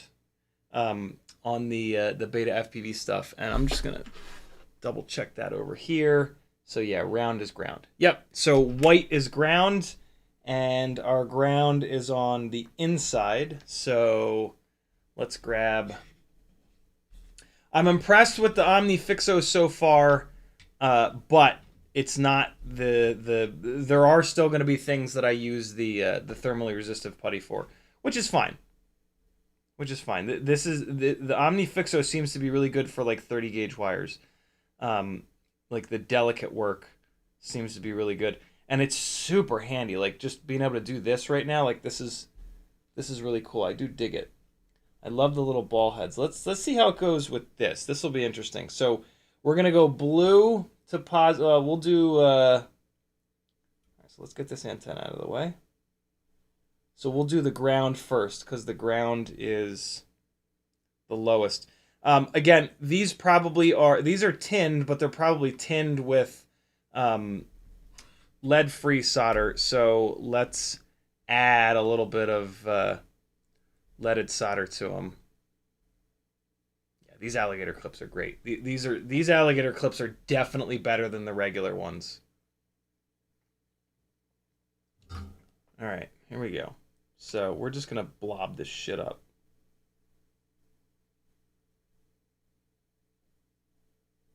All right. Put a nice big blob. Mix in the leaded and the lead-free solder. There we go. Same thing on the white ground. Get it into the blob. And get it out of there. And usually these wires don't like really hold on to a lot of solder, which is good because we need to push them through the through holes. All right, we should be okay. I don't think there's too much solder on them. Let's take a look. So we're going to do the ground first so that it's closer to us. Let's see if it'll go through the hole. Yep, perfect. Beautiful. And let's just see. Nope. I was going to say, let's just see if I can also put the positive lead through, but this one just popped right out. So we're going to have to do these one at a time. So, all right, we're going to come up at an angle like this. And there we go. Sometimes it's a struggle to kind of find where it goes, but just stick with it. And try to get these rotated in the right direction. That I find really does help out. Just kind of take a look at what direction this is going to be and get it rotated right. All right, cool. So that's good to go. There's a bunch of flux that's still on this joint, so we're fine. We can just let this line up here. Ram Donko says, I've put layers of heat shrink on the crocodile crawl's jaws to make them grip soft. I've done the same thing. It works. It works okay. The big thing I don't like about the alligator clips is they're usually hooked up to those like gorilla pod style armatures, and I do not like those at all. This little Omnifixo setup is much better in terms of the way that the jaws, in terms of yeah, having a little ball head set up. So this is really nice. I really dig this thing. All right, so ground going in theory. Come on. I can't find the hole, guys. There we go. Found the hole. All right. Hold that one in there. I'm just going to brace it with my finger. Pick up. Well, I got to clean this tip of this soldering iron. It's disgusting. There we go. All right. Clean the tip all the way. And make sure that this wire is pressed all the way through there. Pick up a little bit of solder. And here we go. Okay. I don't know what happened there. Where did all that solder go that I picked up? Pick up a bunch more. There it is. I can see it now. There we go. Heat's transferring. Be patient. And all right, now let's take a look. Now see that the ball head kind of like sagged down a little bit, which I don't love, but not the end of the world. Now what I can do is kind of tilt this down to push the little BT 2.0 lead into the table, and that'll put a little bit of upward force on the wire so that the wire doesn't want to come out of there. And then what I'm going to do is just feed a little bit of solder into that joint. But you need to make sure that you get this so that the wire's not wanting to come out. So there we go. Now the wire's being pushed up. So now what I can do is get this joint hot one more time and just feed a little blob of solder in here because I don't have quite enough solder on there. It's not taking quite enough solder off the tip of the iron. So get the joint hot. And there we go. And now one of the main reasons I'm doing this is that I'm going to be piggybacking. There we go. That's too big of a blob now. That's perfect. I'm going to be piggybacking the Walksnail leads off of the top of these. So I want to make sure that there's enough solder on the top of these through holes to do that. And so now I'm just going to pull the positive lead in here, and it's got, no, it's perfect. There we go. All right, positive lead is there. And I'm going to do the same thing. I'm going to just sort of orient this so that the positive lead is pushing into the table and giving a little bit of upward force so that it stays exactly where it needs to be. All right, that's perfect. And I'm going to try to do it all at once on this one. I'm going to try to get this tacked in and add enough extra solder. Bring the soldering iron up like this so that I have enough room. And here we go. On the joint, adding some extra.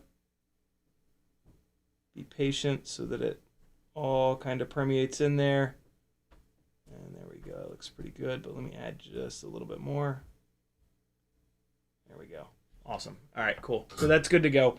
We're going to have to go back after those joints in a second to hook up the Walksnail setup, but we will first check our work. You're going to look at the bottom where the wires exit and make sure they're exiting in like a good direction, and they're kind of not, nope, they're fine. They're fine. So you want these to be able to kind of make that angle there. And I kind of wish that I'd shortened the blue lead. See how the blue lead is, it's got like some extra length to it. That's going to annoy me, but yeah, no, I'm going to fix that. So I'm going to desolder the blue lead here real quick, and I'm just going to shorten it up a little bit because that's silly. There's no reason to deal with that. And sometimes like that'll be the difference between being able to plug a battery in and it getting all jumbled up. So I'm not going to shorten it much. I'm just going to cut it like, I think right there is going to be my best guess. And then I'm going to use my fingernails to strip this real quick. And I'm just going to strip a little tiny bit of the silicone. You don't need to strip a lot. These AIOs are very thin. So you really only need to strip the tiniest little bit back. All right, and now we're going to tin this wire since we just cut the tinned bit off. Ramdonko threw his croc magnifier away last week. What the hell does that mean? What's up, Super Deluxe? How are you, dude? Good to see you. Hold on. When I pinch this, I flatten these wires out. Let me make these wires more of a circle again. Perfect. All right, that's good. Let's get this tinned real quick. Not a lot of, we don't want to dump a ton onto this because we still do need to be able to get it through that through hole.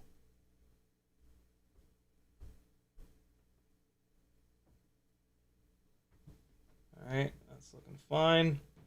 And so now that through hole has all that solder in it, which makes this a lot more difficult because because we can't just fire it in there, but it's the pad that's on the edge. So let's just try to kind of fake it. So we'll get the pad hot and we'll just blindly poke this around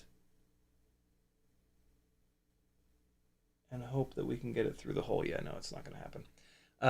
Let's come back in here with wick rather, and see if we can see if this is all lead-free solder now. See if this hole just magically opens up, this through hole. Nope. Well, hard to tell because it sucked up a ton of solder just now. Let's try that one more time. All right, let's see. Come on, buddy. Come on, little friend. Pull the solder out of there. Pull the solder out. Come on, please. Nope, same problem as before. Let's tin the tip of the soldering iron. Once the trick with the wick is that once the solder starts flowing to the wick, it all kind of happens all at once. So if you can get the wick to start turning silver, that's a big first step. I think I might have just gotten it. Nope. God damn. This is why people a lot of times just don't use through holes, because they can be kind of a pain in the ass. But the through holes are very, very, very strong. And so I always try to use them. Let's just put some heat onto the bottom of the joint here. Whoopsie. Super Deluxe says, my Italian paisan, I went full of, I'm full of meats and cheeses and wine. How are you, fam? I'm good, dude. I am good. Hanging out with my friends, working on tiny whoops. What could be better? Alright, there was a solder ball there that was trying to ruin my day, and now that's got me paranoid. So let me just take a quick look here. Make sure there's no other solder balls. Nah, it looks like we're good. Okay, let's continue trying to clear out this pad. Unless I can get... Alright, now I think I can get this wire fished up through here. Now, I cleared out enough of the solder from the bottom of the pad where there's a little bit of a divot, and I think that's probably all I need. I can use that divot to get this wire into position, and then I can just heat the top of the pad up, and the wire should just go through. So let's try that. Sometimes you don't... It definitely helps to empty the entire pad out, but sometimes you don't... through hole out, not pad. But sometimes you can kind of get away with this. Let me pick up a little bit of solder on the tip of the iron. I should have added flux, but I forgot. Let's try this. Yeah, we're good. There it goes. There's a wire up through the pad. And excellent. When you do that, you need to check the bottom of the pad to make sure that no individual strands of wire have gone rogue. And in this case, we're good to go. So let's, got to get a little bit of an angle on this guy to get it past the USB. There we go. And there it is. Much, much better. I actually cut the blue a little bit too short this time, but it's much better than it was. Yeah, this thing is going to sit just like that. So you got to have these... And you don't have to, but it helps to have these as even as possible. All right, so that is now good to go. I've got a little bit of extra wire up on top. Let me just clip that off. I didn't get much of it. There we go. That got a nice chunk of it. Okay. So, we are there. Everyone is happy. Cool. That was an awful lot. Jeez. I should have just left the BT 2.0 on there. But now we're good, and let's recheck the fit here. Run this through. We're going to dry fit this. Okay, so that's going to be roughly in there. The wires are going over next to the USB. That looks good. And then they're here. So then there's going to be the battery up in here. And the battery's going to sit back. I could have cut this. I could have definitely shortened this up. This was a mistake. Why is that so short all of a sudden? It really looked like I didn't need to. See, so now the problem's going to be, by the time I get this plugged in, where the hell are these wires going to go? See, the wires are going all over the damn place. Once I plug it in, these wires are going to be in the propeller area. Oh, God. Damn it, Jim. Grey Hat says, got the package today. Thanks, you're certainly welcome. Mothi says, whoop the planet. Grey Hat says, twist them once. Yeah. But then it kind of goes. Wonder if I can feed them up through this middle part, maybe. Yeah, I think that's what I'll do. Just feed them up through the middle part.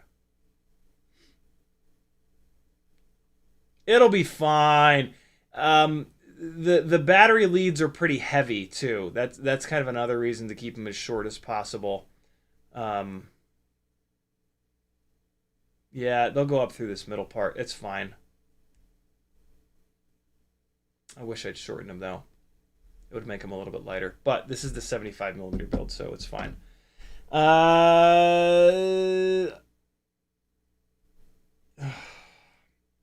I'm really tempted to shorten them.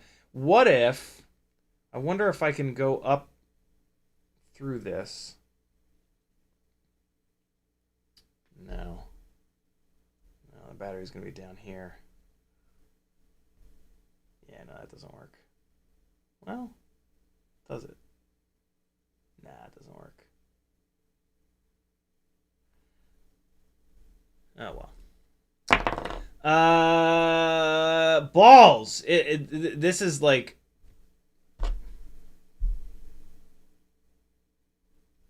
way too long. Like, this is way, way, way too long. It's not way too long. It's a little bit too long. Hold on. Hold on, friends.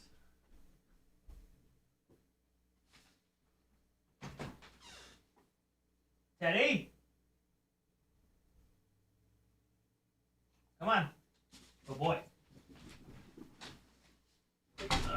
Zelly must have let him out and forgot to let him back in. I just heard a little woof. Good boy. Good boy. Did you have fun outside? Oh, boy. He's total chaos mode.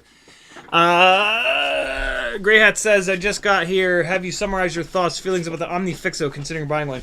It's great. It's not the end all. Here's what I'll say. The Omnifixo and the electronic goop from Mass Adhesives, these two together, job done. It'll do everything. The Omnifixo will not do everything. Just like all of these alligator setups, if you have to push really hard, you push the ball head over and it just falls on its face. So if you have to push on, give something a little bit of force, you're going to use the adhesive putty.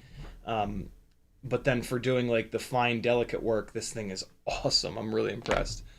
I cannot believe it's 8:50 already. We spent the entire time just trying to get the goddamn battery lead hooked up on here. And now I can't even find it. I don't know where it is.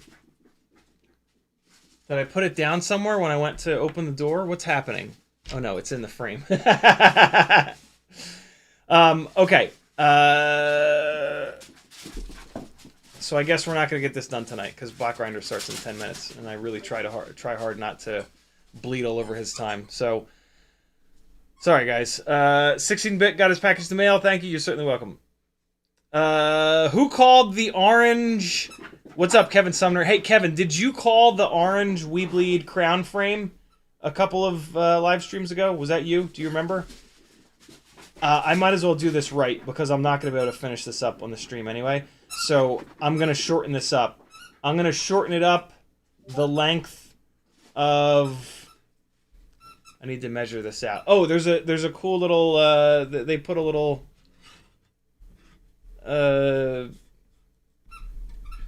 ruler on the bottom of this. So I need to shorten this up by... dog, relax. He's just running full speed. He's just going completely bananas. Here he goes.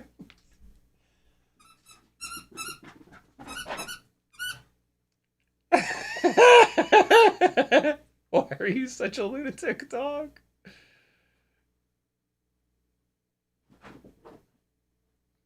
Dog stream! Oh, he fucking stinks from being outside. Ooh.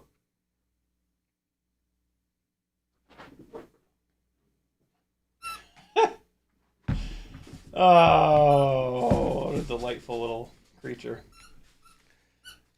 Oh, man, he stinks so bad. Oh, my God, doggy. Oh, you are a stinky boy. All right. I need to shorten this by 7 millimeters. 7 millimeters. Let's do it. Might as well do it right. Yeah. Yeah, we should do it right. 7 mil. Boy, is that frustrating. But I want it to be... yeah, the extra wire is going to drive me absolutely mad. And you know, these are the Walksnail rigs. They're I want them to be really dialed in. All the way dialed in. Okay, so we need to use one of the tall ones. Pick up from the bottom. I'm assuming that you guys can hear him running around like an absolute lunatic, right? What did I say? 7 millimeters? 7 millimeters. All right, here we go. We'll flux these real quick. Pick up a little bit of solder, and then away we shall go. There we go. All right. Just undo everything that we just did. Squeak, squeak, squeak, squeak, squeak, squeak, Kevin Sumner says. Yeah, I think it's Stanzilla too. All right. Okay. Pull that one first. Pull this one next. Come on, come on, come on, come on.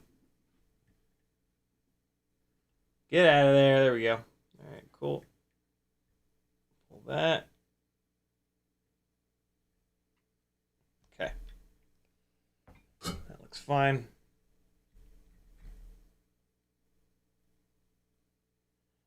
All right, so now I'm going to try to get all the solder out of these holes again.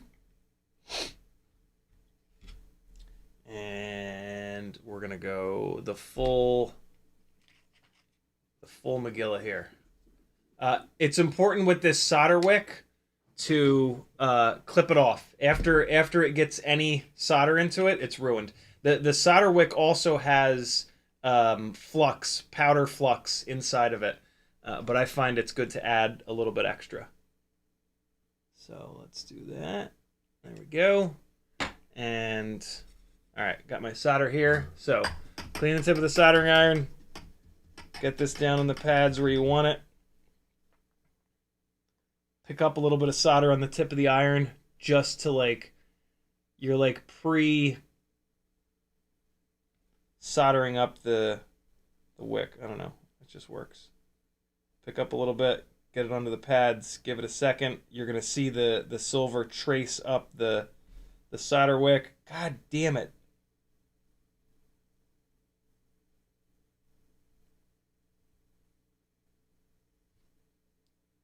Oh, man.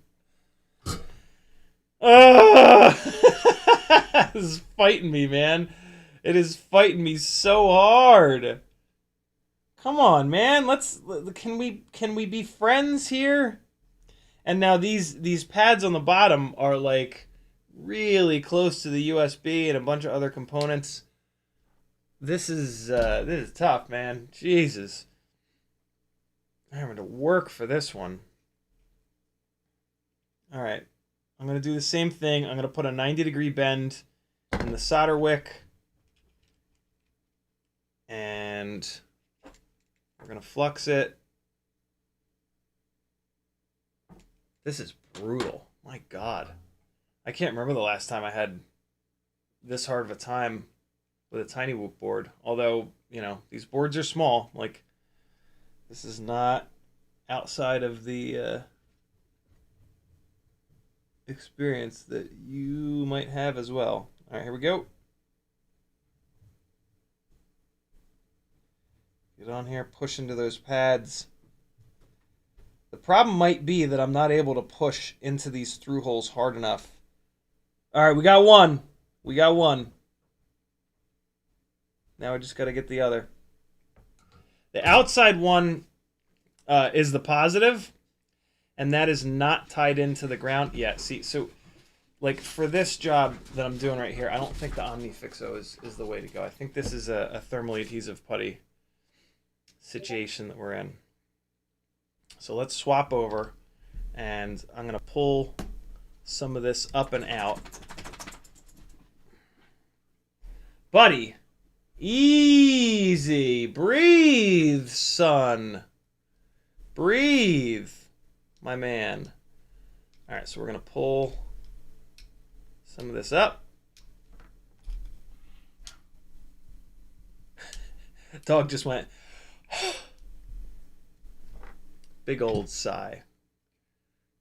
All right, so pull some of this up and just hang it over the edge like this, and then I can push down into it. Oh my God, he stinks so bad, this dog. Oh boy. All right, so I'm going to push into it, and now that should let me jam on that hole a little bit more. So let's cut this off, and we will put a little 90-degree bend here one more time. Pull this out. Add a little bit of flux here. Okay. And let's give this a shot. Hopefully this is the last attempt. All right, got the flux there. Clean the tip of the soldering iron. Pick up a little bit of solder here. Okay, here we go.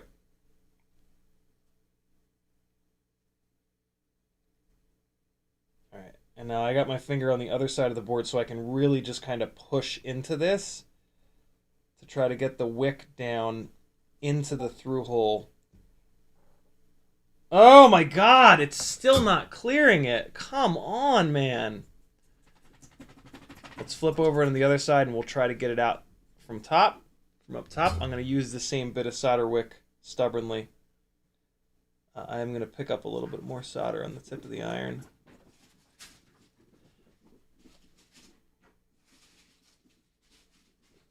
I don't think you'd be able to do this at all with a solder sucker because everything is so close. Oh, shit. Now I basically just soldered the wick down. You got to be careful. You can solder the wick down to the board. You don't want to do that, obviously. Yeah, that's what I get for not using fresh solder wick. You really can't reuse it. You got to clip it off and start fresh every time. All right, let's just try this quick one more time here. Pick up a little bit of solder, tip of the iron. All right, and then we're just going to push the solder wick down. And now this is the ground pad that we're working on, the ground through hole. So it's just absorbing all of the heat that I'm putting into it, which is probably the problem here. I'm going to turn up my iron. I'm going to max the iron out. Oh, God, I didn't realize it went that high. I'm not going to max the iron out. I'm going to go up to 750. Jesus. All right, I'm gonna run the iron up. Well, it's already at 750. Let's just try it at 750. The problem could just be that it's just absorbing all of the heat. We're putting an awful lot of heat into this board, for the record. Like, this is not ideal. I'm giving it a chance to cool down every step of the way, though, so we should be okay. But, like, yeah, this is not... Yeah, Blue Tack works, great hat, but this putty here, it doesn't melt like the Blue Tack melts. It's very annoying to use the Blue Tack. It melts and gets all over this fucking place, and just kind of annoying. But it totally works. All right, iron is at 750. No difference. Man, this is not great. I'm gonna have to change. Oh man, this. Fuck, I should have left the goddamn BT 2.0 lead on there. I'll try to add some solder. And then remove.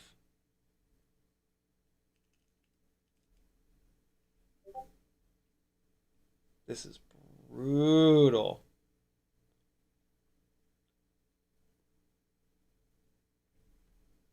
Nope.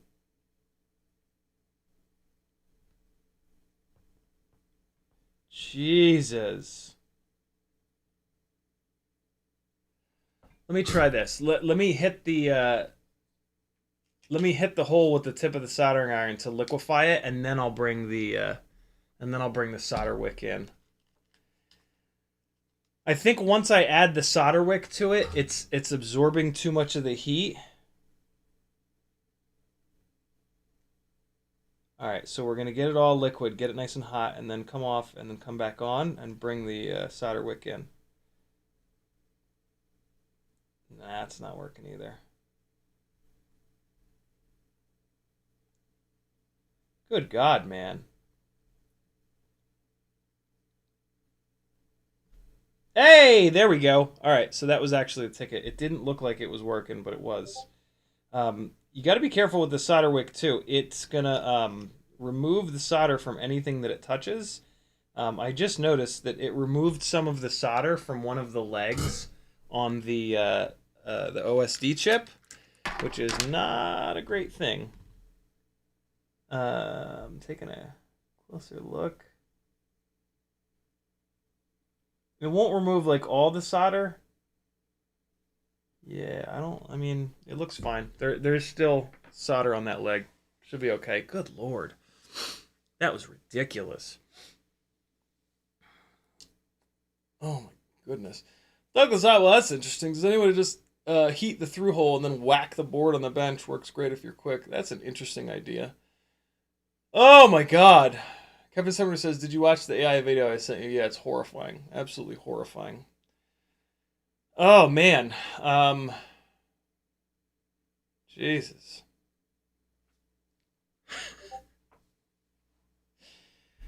Whew!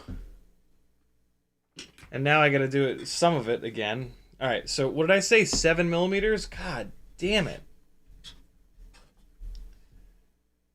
Okay. Jesus, man. What the hell? Sometimes FPV is like this, yo. Just gotta keep going. Alright, so I need to get these leads straightened out. And then we're going to measure 7 millimeters. So that's interesting. Heat the pad up and then just smack it against the table. I mean, obviously the fear there is that, like, the heat is going to spread, right? Heat always spreads.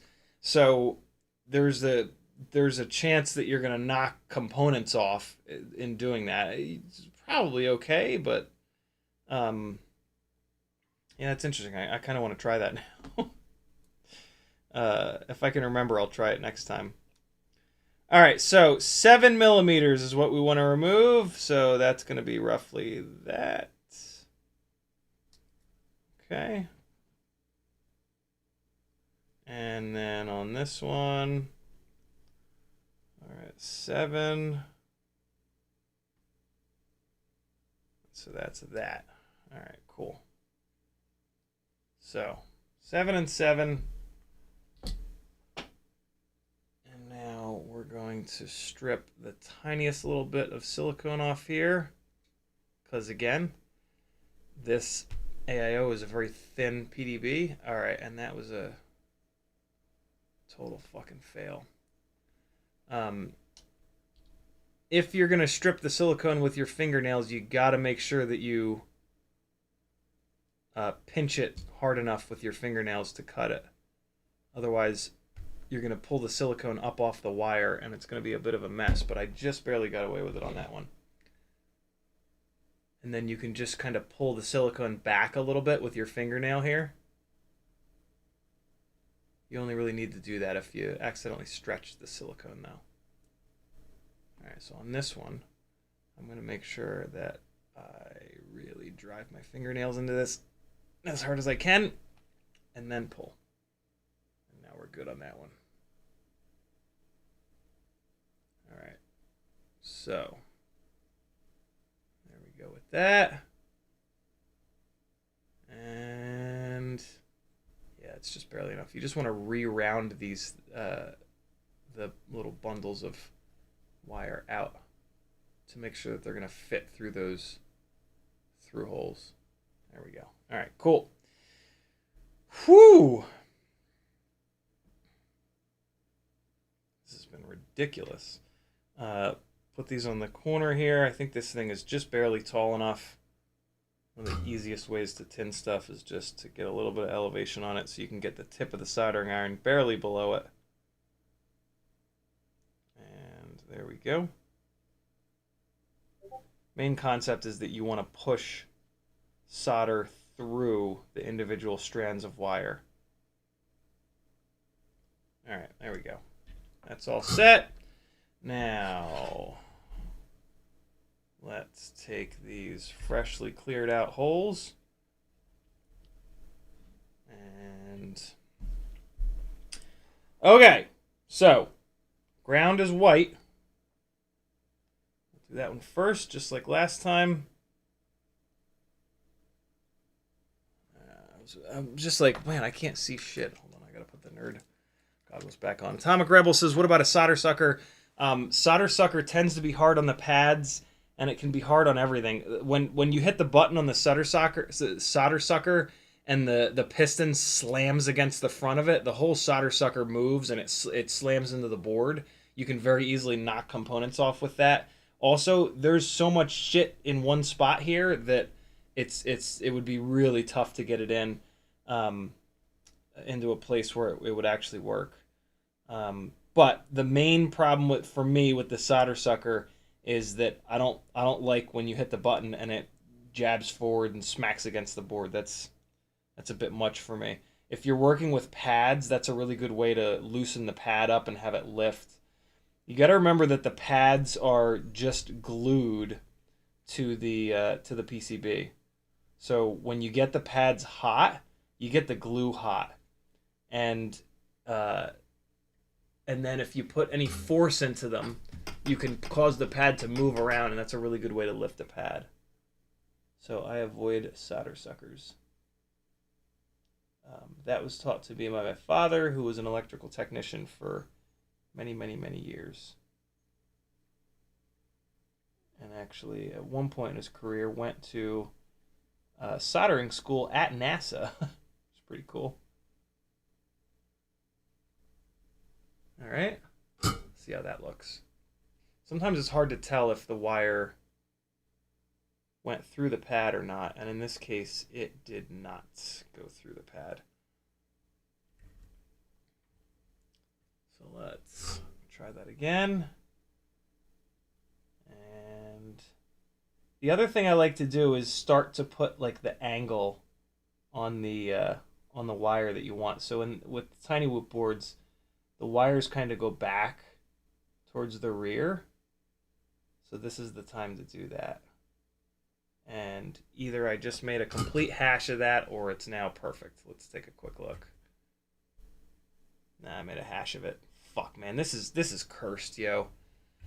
This is 100% cursed at this point. So I messed up. There was a little bit too much solder on the wire, and so the exposed bit of the wire wasn't really interested in going through the through hole. And I just thought that I could kind of push it a little bit harder and have it go through once the temperature from the tip of the iron came in, and it didn't. And now this hole is filled again. So we will try the slam it on the desk trick on this one. I'm going to slam it on the Omnifixo because this silicone mat is probably too soft. So we're going to heat it up. Heat the pad up. Get that solder nice and molten. And then... Oh, nope, it's not even melting. What the hell's going on? Why is it not melting? Hold on. Tip of the soldering iron's a little bit dirty, but let me just add a little bit of solder. There we go. Okay. All right, so the solder in there is nice and warm now, and that didn't clear it out. A ball of solder did come off, but it didn't clear the hole out. Let's give it one more try. Tip of the soldering iron in there. Get it nice and molten. And nah, it's not clearing them out. Oops. Wow. Okay. Jesus. Yeah, all right. Well.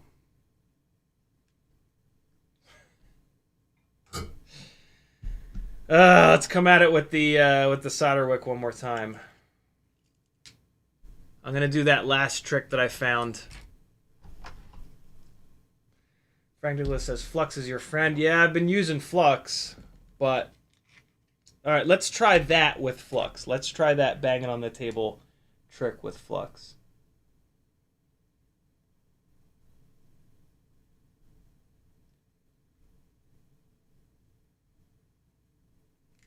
All right, there we go. Let's melt it in there.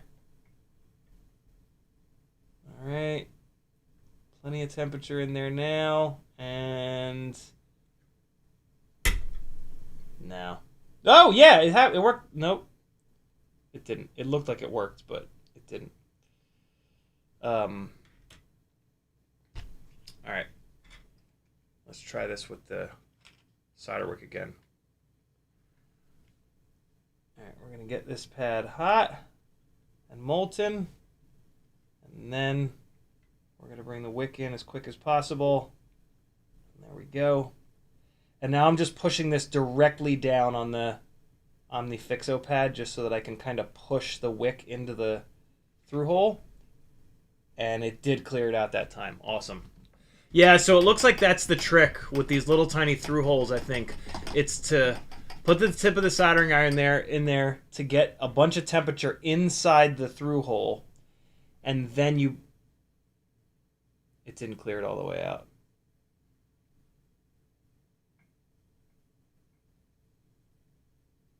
There's still like residue in there. We got to do it one more time. Jeez. Whoo, boy. This is ridiculous. This is goddamn ridiculous. All right. One more time. Here we go. Tip of the soldering iron in there. There's so much flux already on here that, like, it's just liquid. All right. Get that temperature in there. And then bring the wick in as quick as we can. Push that into the through hole. To get just that last little bit out of there. There we go. There we go. All right. I'll tell you what. Adding flux to the solder wick does not help nearly as much as what I'm doing now. Putting the tip of the soldering... So you've got your through hole, and the tip of the soldering iron is kind of like bladed. It's not... It's... Do I have fingers that are the same length? No. Wait. Sort of. It's more like that. The tip of the soldering iron is like that. There we go. Tip of the soldering iron is like that. It's bladed like this, right? So pretend that this is the same as this, right? So this is the hole. And so what you can do is turn it on its side, and you can drop it like into the hole so that it gets the inside of the hole nice and hot. And that's liquefying all of the solder all through the hole. And then when you bring the wick in, it's already kind of hot. If you just bring the wick in initially and then put the tip of the soldering iron on it, the wick is absorbing a bunch of the heat from the soldering iron. Whew, my God. And keep in mind that the solder wick, it says right here, rosin. It has flux in it. It has powdered flux inside of the solder wick. So yeah, I'm going to stop adding the flux to the solder wick. That didn't seem to help nearly as much as preheating the hole. Jeez. This has been a nightmare, man. I was hoping we'd get to fly these damn things tonight. It's 9:20 already. I mean, I have to at least get this on here. I can't end this live stream without doing a single thing on it. We haven't done anything on this yet. So I'm going to remove some of the solder from the tip of this wire, because that was the problem before. The tip of the wire was just too thick to go all the way through the hole, and then it just got all boogered up. So you can do that really easily by just rolling the wire against the tip of the soldering iron. Solder always travels towards the heat. So by doing this, the tip of the soldering iron is going to pick up, and you'll see it. You'll see the tip of the soldering iron like pick up a little bit of the solder from the tip of the wire. So we're going to do that. And then we're just going to do it one more time here. Okay, that one's looking good. You want to be able to see the individual strands of wire. That means you have just a little bit of solder on there. Not too much, not too little. And so you just kind of roll it around, and it'll just ever so slightly pick up a little bit of solder from it. There we go. And now I can see the individual strands, and that means it's good to go. All right, so now the problem I'm going to probably run into is that the tips of these wires are going to be all loaded up with solder, and when that happens, they get kind of stiff. Although no, I think we're okay here. All right, this is it. If I can't get it on this shot, we're gonna bail, and we'll do it on Sunday. Because I'm about out of steam with this. I've done about as much reworking on this board, and I might. There's a chance that I've ruined this board. I doubt it. I've reworked these Tiny Whoop boards a bunch of times before, and they've been fine. But there's always a chance when you keep reworking over and over and over like this that you put too much temperature into the board and you wreck it.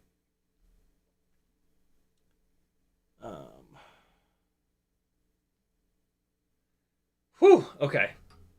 So do the same thing here. I'm going to set this Omnifixo up to push the wire into the table a little bit. And I might as well do it with both. Oh no, actually the blue lead is a little bit shorter. Nah, we're good. Okay, cool. So that's going to hold them in position so that I can add a little bit of solder to the top of the joint. And then we're going to come back and bend the wires in the right direction. Actually, I'm going to get the wires bent properly right now. So we're going to just... The wires are... The exposed bits are through the through holes. And now I'm going to take these wires down and bend them towards the rear. The wires sort of have like a little bit of memory to them, right? So if you bend them to the rear like this, they're going to be a little bit happier. There we go. All right. My God, man. What a pain in the ass.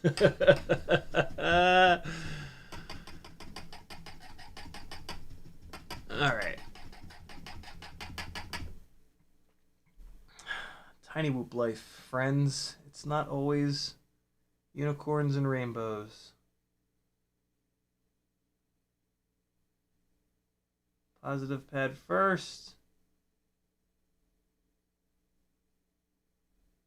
Adding a little bit of solder to the through hole. Perfect. Ground pad.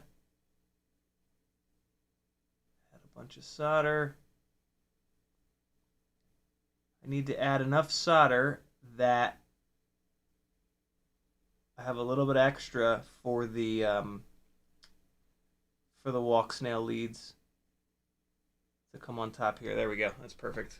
All right, so that is finally good to go. Let's check the bottom. All right, what you're looking for on the bottom is that the silicone is right up against the pad, and it's not quite there on the one, so I'm just gonna hit it one last time while I'm pushing up on the wire to try to get it a little bit more through the hole. It's the ground lead. It's kind of being a pain in the ass. So I'm just using my fingers to push up on the wire, and I'm trying to feel for it to kind of shift, and I think I did just feel it. And now we're going to check it again. Nope. Not quite. I think I've got enough in there, though, where I'm going to stop. I'm going to stop there. It should be good enough. And now we're going to take these leads and run them next to the USB, nice and flat like this. I try to use my fingernail for this so that I crease the wire as gently as possible. Let's use this little spudger Frank Nicholas sent me ages ago. Just want to be as gentle as you can. There we go. That's perfect. And then with the ground lead, we just want a nice rounded corner. You don't want any sharp bends in the wire. There we go. My God, man. And now watch, it's going to be too short. Ready? It's too short in 3, 2, 1.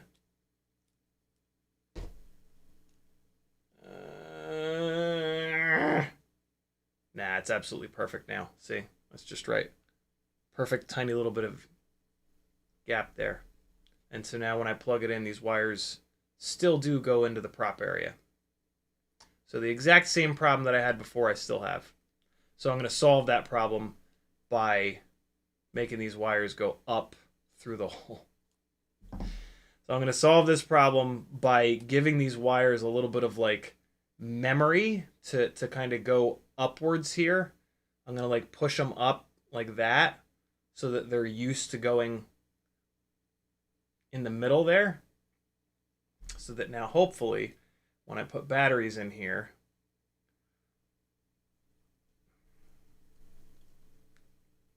hold on. Hopefully they kind of like remember that bend that I put into them. And when I plug this in, they go into the middle. Yeah, there we go. So that's fine. After a bunch of plug-in cycles, they'll keep going upwards like that. I actually kind of wish that I'd left it longer. It would have been better if I'd left it longer because they would have stuck in that middle section a little bit better, but I'd be sacrificing a little bit of weight. God forbid we do that. So, yeah, that was a complete nightmare that I don't recommend, but wow. I mean, we're so far over. We're a half an hour into bot stream that I guess I might as well get the rest of the damn thing soldered up. I mean, it's just the it's just 4 leads that need to get soldered up at this point for Walksnail. So let's just take this and yeah, these guys are all turning the corner the way that they need to. So we've got gray. Gray is TX, so that's going to hook up to RX. And then we've got, so that's going to be R2. So the gray is going to hook up here on R2, and then the white is going to hook up here on T2. So let's tin those 2 pads real quick. And come on. All right, so here's R2. Tin that one. T2 is actually a through hole, but it's an infinitely small through hole, and I am over through holes at the moment, so that can go to hell. We got those tinned, and then the other two are just power and ground, so they're gonna... Actually, let me keep these power and grounds out of the way. So what did I say? Gray is TX, so gray is going to hook up to the R. All right, these wires are actually a little bit too long, but I'm over it. It's fine. It's fine. Gray going onto the R pad. It's going to be okay, I promise. Gray's going onto the R pad. It's R2. If I can do all of the soldering tonight, I will feel some sense of accomplishment. Let's not use this one. Let's try to use one of these low ones. And maybe I can rest this. See, gray is R. I'm going to rest this like this. You guys aren't going to be able to see shit, but I just want this done at this point. Come on. There it is. Okay. That can kind of rest there. And, all right, so the gray is going to go to the R pad.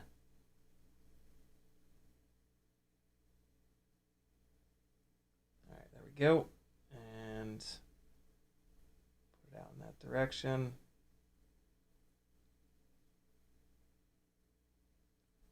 All right, that looks pretty good. I just want to double check it.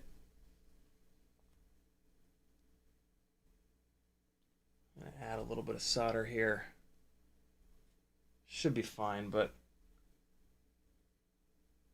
So I'm pinching the top and the bottom of the board with my tweezers, which is going to allow me to hold this wire down. Now that it's in position, I'm going to hold the wire down from the silicone, and I'm just going to add a little bit of solder to the joint there. What's cool about that is it makes sure that the wire is as flat to the pad as flat to the PCB as it possibly can be. All right, so that's the gray, and now we're gonna take the white, and it's just gonna like loop around so that these wires don't cross over each other. That's really important to getting these double stacks as flat to one another as possible. You want these things to be slammed as much as you can. You guys aren't going to see shit here, but I'm just really quickly going to tack this down first. And then I'm going to do the same thing. I'm going to pinch the wire on the board. Hold the wire down to the board, I should say. Just going to get it hot one more time. And there we go. Perfect. That solder joint is brilliant. And now we've got the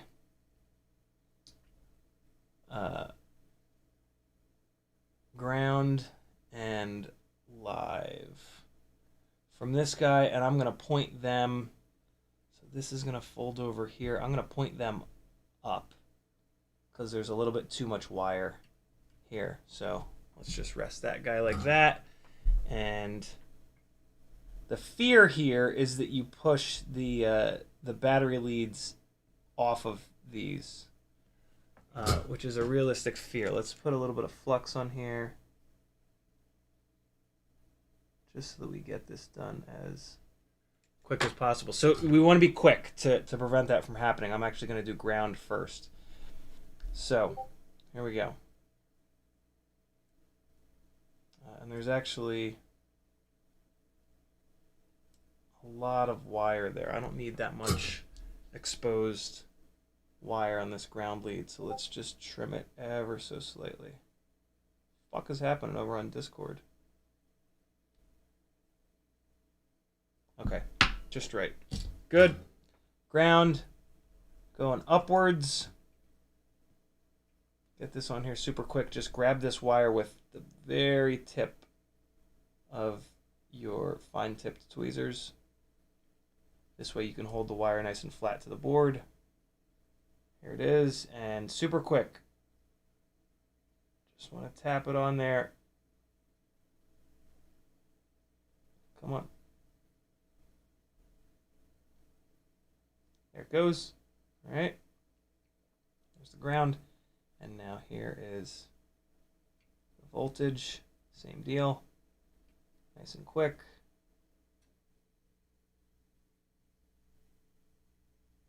And we're good. Cool. Whoo, my God. What a nightmare.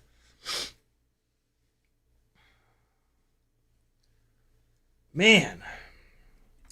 I like the Omnifixo. I really do. I really, really, really do. Being able to have them, Frank's talking about it in chat right now, being able to have them high and low is really nice. Here's what that kind of like looks like. And you just flip them over. It's just a matter of flipping it over. Really, really cool stuff. Really, really well designed. I'm going to use it a bunch, and then I'm going to go back to the thermally resistive putty, and that'll really be the... Like right now, it's very novel, and it's very like kind of cool. But when I start working with the thermally resistive putty again, that's when I'll actually be able to tell if I like this or not. So yeah, but so far so good. So far I'm pretty impressed with it actually. All right. So now I get to see if I made any of these wires too short. I think we should be okay though. Hello. Hi, honey. How was everything? It's good. You still streaming? Yeah. Okay. Here comes Mr. Handsome. Yeah, he's a smelly boy. Is he? Mr. Stank Butt over here. And I'm realizing I made a mistake with the directionality that I soldered these to. I need the power and ground leads to come out. Otherwise, they're going to try to fold. God damn it, Larry. Okay. Round 15. Yeah, I need these power and ground leads to exit in that direction so that they can fold. I don't really know how to explain that. I'm just gonna do it. Jeez. Wetterson says Omnifixo ain't perfect, but it was a night and day improvement over that old helping hand thing for me. Yeah, for sure. This is absolutely hands down, no questions asked, the best helping hand setup. I'm a bit unique in that, like, I haven't used helping hands, and I've gotten really good at not using them. If you're new to soldering, the Omnifixo would be a godsend.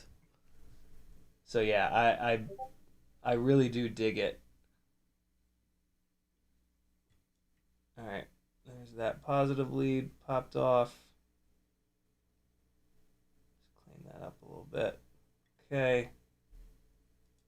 Ground lead off of here.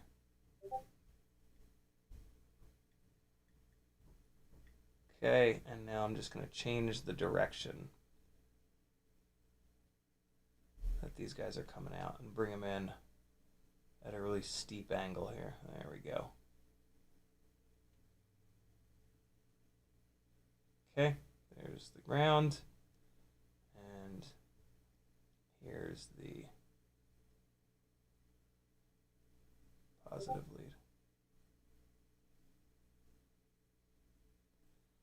And that positive lead looks a little ugly. I'm going to have to add a little bit of solder to it. Man. What a nightmare. All right, so this is me getting the tweezers nice and flat so that they're out of the way. And we'll pick up a tiny little bit of solder here.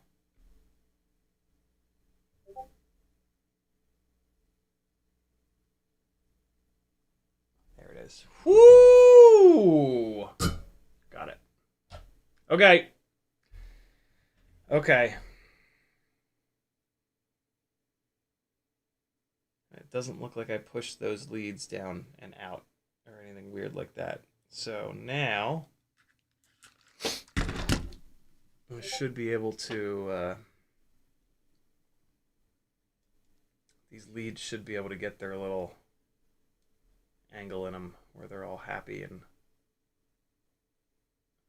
gleeful. Yep, there we go.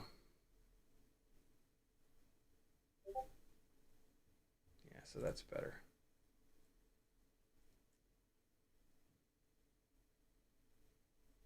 Yeah, so you can see the red lead is now coming out, and it's doing that little fold outside of the cut part of the frame. God damn. Ground lead, what are you up to? Oh, the ground lead is just barely long enough. Positive lead has a little bit extra on it. All right, so yeah, at this point, what I need to do is put the grommets in and then just reassemble, really. And then it's a fresh AIO, so I got to do all the binding things and whatnot. I don't... What time is it? Oh my god, it's 9:40 already. Yeah, and like, hold on, let's see. Let's see how easy or difficult it's going to be to get these in here. Can I just force these in with my fingers, or do I have to start farting around? Yeah, no. I remember on the Happy Model board this was kind of hard, but I think on these Betaflight boards this is pretty easy. Let's see. Yeah, this ain't bad. There we go. Cool. In theory, I can just do a dump from the other Betaflight boards. Let's hold on. Let me see if I can get this reassembled relatively quick.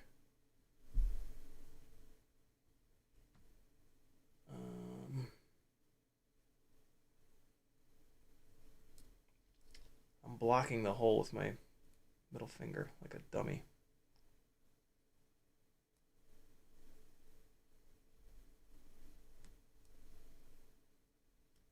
There we go. There's two. Come on, keep going, keep going, keep going, keep going. Go, go, go, go, go, go, go, go, go. All right, third one. Come on, get in there. Stay in there. Get in there and stay in there.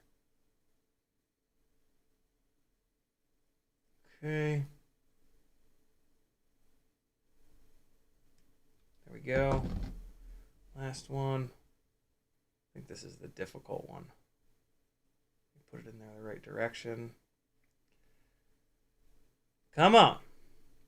So I think this is going to become the 75 rig, and I'm going to pull the 75 rig apart eventually and put it into the 65 frame.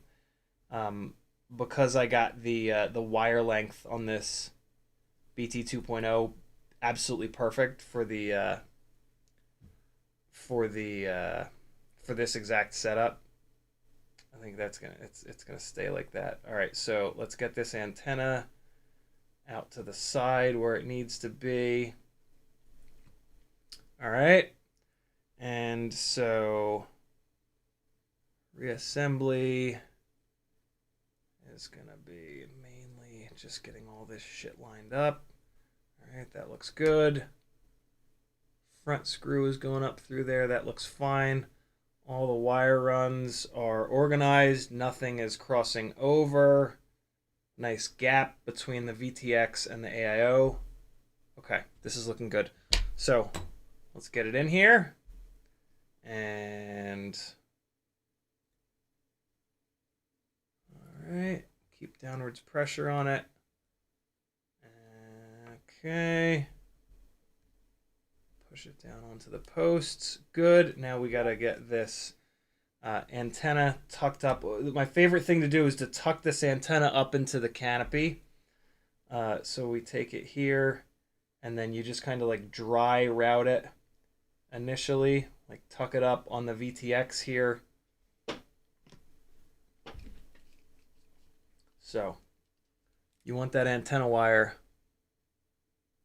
to come up from the bottom, and then you're going to tuck it against the VTX like here, and then it's going to go up. I'm going to put it inside the canopy now, and it's going to go up exactly like that on the inside of the canopy. All right, so I'm going to lift the canopy up, and then I'm going to drop it down in through there. Actually, I don't really need to lift the canopy up. I can just I might as well. Might as well. It's fine. I'm gonna say I could put a just bend it back and forth, but yeah, no, let's not do that. Let's put it up through there, and then come on, pull these out of here. These are making it a nightmare. These are the M 1.2 by 12 screws that I'm pulling out. All right, so there it goes up in, and awesome. See, so now it's protected up in there, and it's pushing against the plastic, so it can't vibrate or do any other weird shit. So it's just nice and secure up in there, and it's like vertical, so you're gonna get the best sort of signal when you're upright, and you're gonna be upright when you're doing any kind of ranged stuff, which is where you would need a little bit better signal. All right. I want to make sure that there's a little bend in the tip of it so that it can, feels like it's a little jammed up right now. Yeah, it's jammed up against something. I want to just get it so it'll bend over. You know what I mean. Bend over, wire. Bend over. I see what it's doing. It's going back behind the camera. I want to keep it up in front. Come on, wire. Be cool. There it goes. All right, now it's up in front. And there it is. There it is. There it is. There it is. Now it's good. Now it's good. All right, cool. It was, yeah, it was all like janked up in the corner. Now it's in the front of the camera. Perfect. All right. God. What the hell, man? We got to crank the front screw down first because the snout of the, or also known as the lens of the camera, is so long. So front screw first. This is not an M2 by 12. This is like an M2 by 10 that I just had floating around with a big old pan head on it. And you want to get that nice and tight, and then you're going to bring these other guys over, and we might as well do the rear one first because that's the one that I didn't remove. So rear one first, catch it on the post, screw it down. Now we're going to go sides. Sorry for all the Discord sounds. I guess it's because I turned off streamer mode. Let me just quit out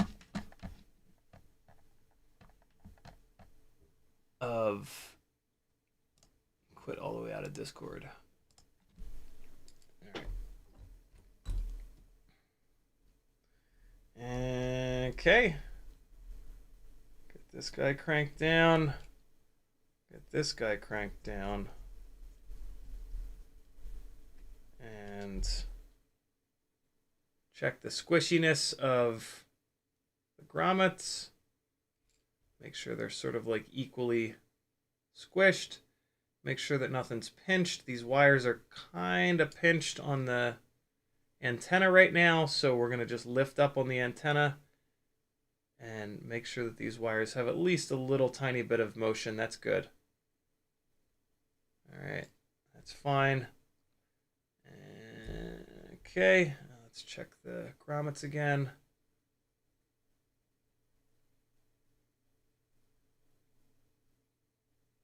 All right, front one looks good. Right side is fine. Rear is fine. Left side is fine. Cool, we're good. Plug the motors in. Oh, come on. Come on now. What? There we go. Motor wire was like pinched in between the frame and the AIO in a really awkward kind of way. All right. Motor plugs. It was worth it to get this off of that Happy Model Cross. That AIO was not loving life. I'm really interested to try it on an analog rig, though. And I mean, it's all set up and ready to go. So I might as well give it a shot. Although, wait a second. Doesn't it not have a VTX? Does it or does it not? It does not. It does not have a VTX. So, yeah, I'm not going to do it. I think I saw somebody in chat that was maybe interested in it. Shoot me a message. It's yours. I'm not going to put it into an analog rig. It doesn't have a VTX on it. That's silly. And I do not like adding external VTXs. Two motors are plugged in. Here come the other two. Man, when these plugs are fresh, whew, it is a nice little positive click that you get when you plug these things in. That is satisfying. There we go. 0802 33,000 kV motors on a Walksnail 75mm build. Good Lord. What's going to happen here? I swear to God, if it cooks immediately, I'm going to be pissed. Let's see. If I can do a dump from this one onto that one, we will fly this. I think I'm still going to have to bind it, but I can at least pull all the other stuff off. So we're going to plug this guy in. I do not recommend you ever do this unless you have two fully identical builds. I still don't even recommend it, though.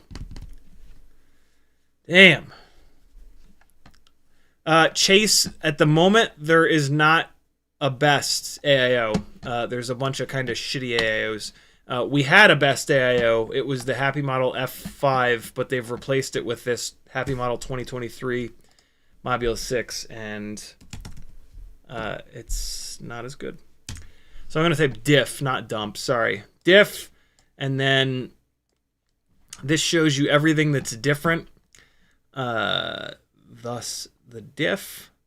And so we're going to copy all the way up to here. And we're going to disconnect. Let me check, though, the version of the firmware. 4.4.3. Okay. 4.4.3. Hopefully this board also has 443. And hopefully it's the same gyro. I should have typed status to check the gyro. Well, let's check. Oh. It's not the same version. It's 4.3.0. 4.3.0. Is that maybe what's on this other one? Hold on. Let's see. Let's see which this one. This is another identical board. 442. Great. Oh, not to mention that I'm going to have to update it. Well, okay, that actually makes it easier. 4.4.3. So let's update this to 443. We're going to need that for the OSD anyway. So, yeah, it's on 430. We're going to update firmware, auto detect, 443, full chip erase, load firmware online, flash firmware.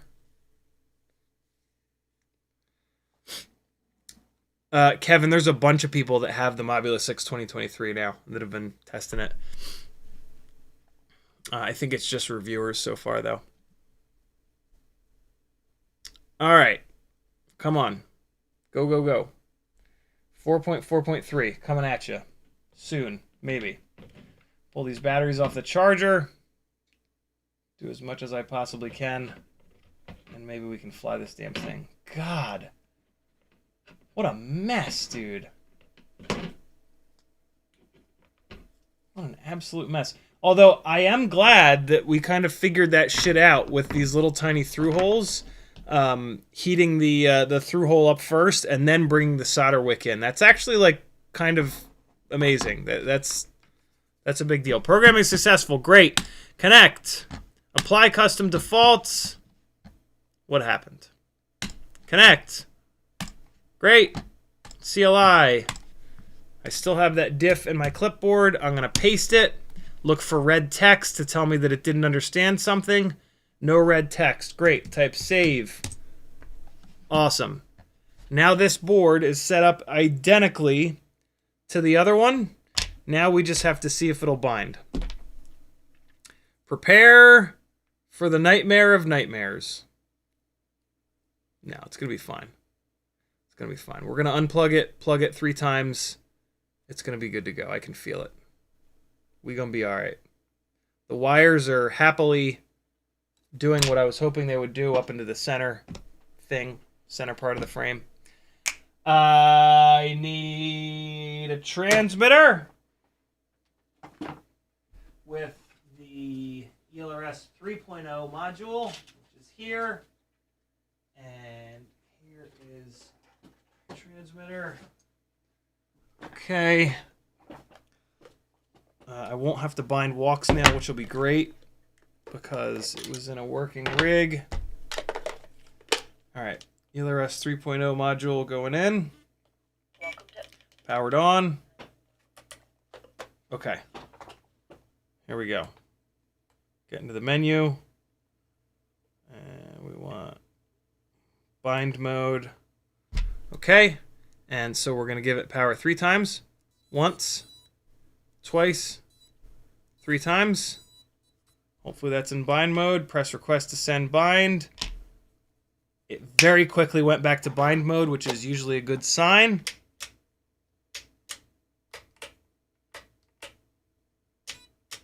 We're bound. Motors are not spinning the right direction. That right there is no big deal. Sometimes ELRS is like that, and it's I have no problems with that. Other times ELRS is just a mess, but there's apparently a pull request, not apparently, there is a pull request to make the binding process much, much, much easier. So hopefully all of these annoyances with ELRS will be gone soon. Let's calibrate the accelerometer. Perfect. Motors. We need battery power. Yo, this Betaflight 180 degree connector is awesome. Motor direction. I understand the risks. Please don't go full throttle. Oh no! It went full throttle.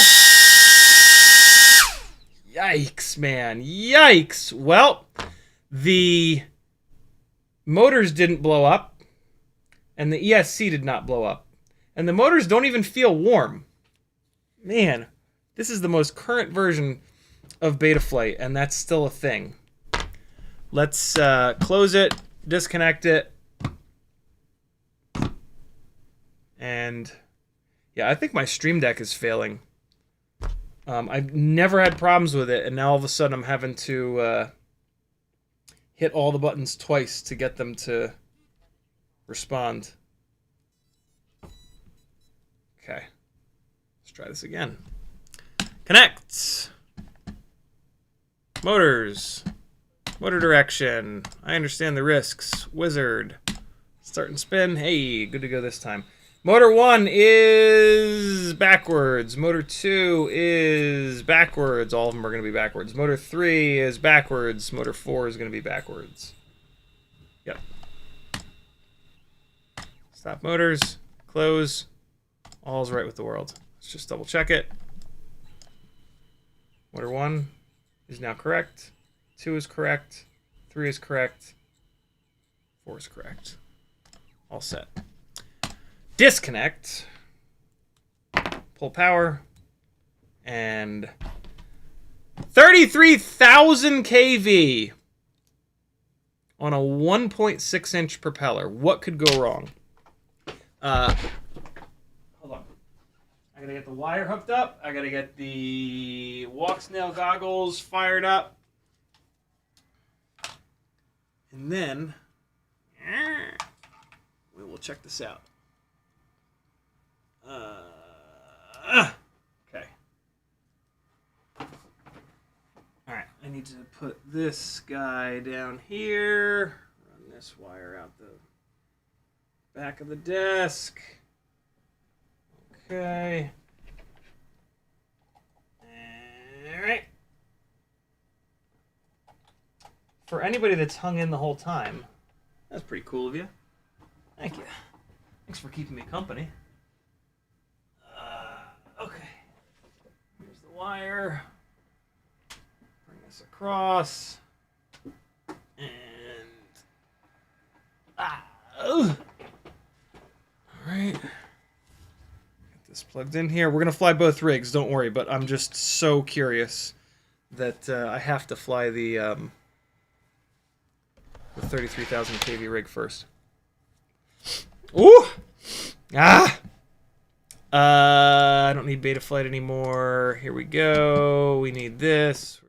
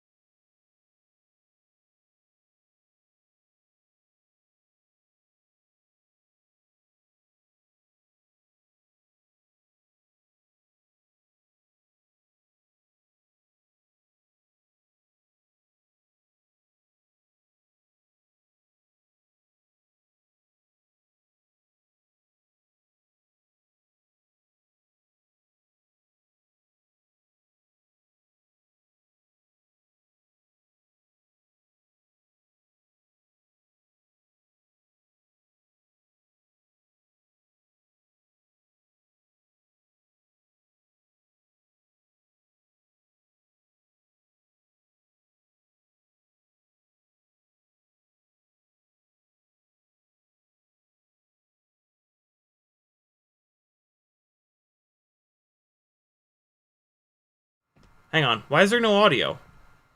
What the hell? Why is there no audio? I know why there's no audio. It's because I hit that button. Now there's audio. Thank you, CMYK. VTX overheating. Wait, you guys have video? Yeah, you do. Here we go! It's better already. I can already tell. There is a major difference in response time. Oh, I'm so glad I did this. Oh my god, I'm so glad I did this. This just flies like a tiny whoop. What the hell? Hold on. I need to check the weight. Wow, this flies good. Yo! I need to check the weight on this rig versus the other rig. This flies way better. Why is the OSD all weird? I would have thought that would have transferred. I can blip the throttle. I can... This just flies. Like, this just... It just works. It doesn't feel like this fat 75mm... impossible to control. What's happening? Why am I just wobbling back and forth?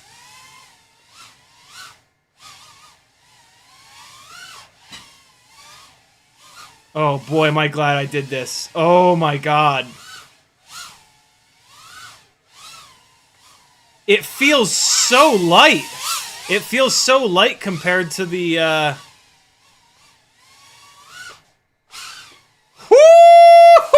Woo! Yo!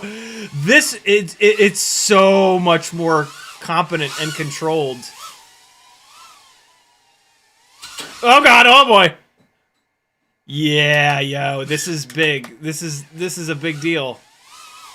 This is the best that, like, I haven't flown the other 75mm build in a few days, but I can absolutely tell that this is way better. Wow! And the runtime seems pretty decent too. Let's turn the OSD on. The OSD is a hot mess right now. Uh-oh. Whoa. I'm not going bananas because these are 1mm motor shaft motors, and I'm afraid of breaking them. Oh, yo! 2 minutes and 28 seconds. I think that's more runtime than we've ever gotten before, but we're gonna check that right now. Wow. Okay, hold on. I gotta weigh these. Wow. That is quite the result. Quite the result.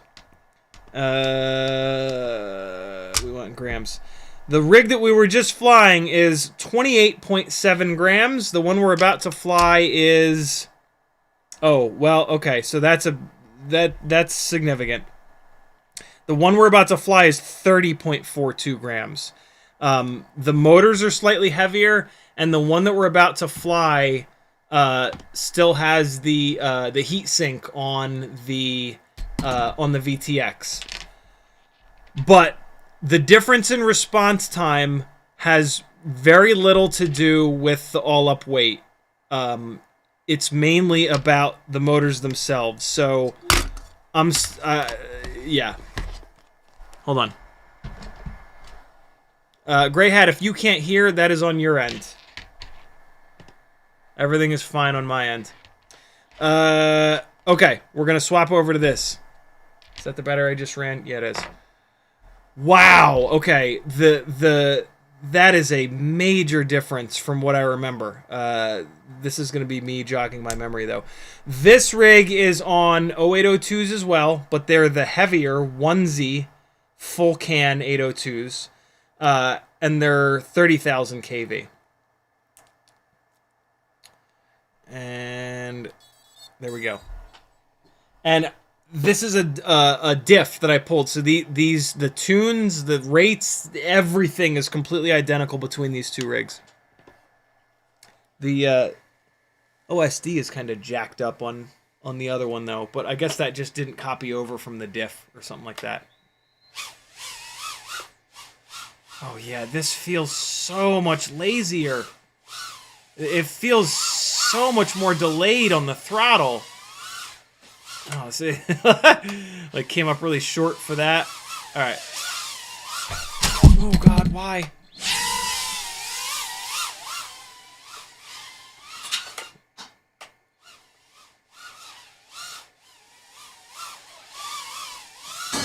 Oh, it doesn't have the power or the response time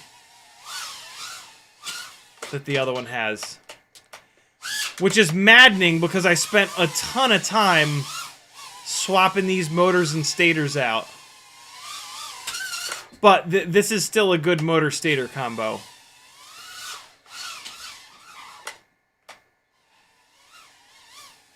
It's a lot harder to fly. In fairness, this is 1.5 grams heavier. But that is not the whole story. The whole story is both KV and wow, look at the runtime. What is with the run? I mean, the runtime will have to do with the all-up weight. I guess I'm maybe flying this a little bit harder than I was flying the other one.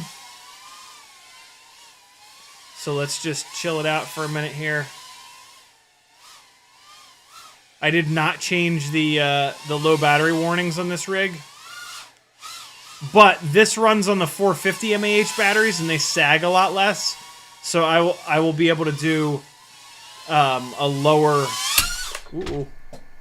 low battery warning on this one.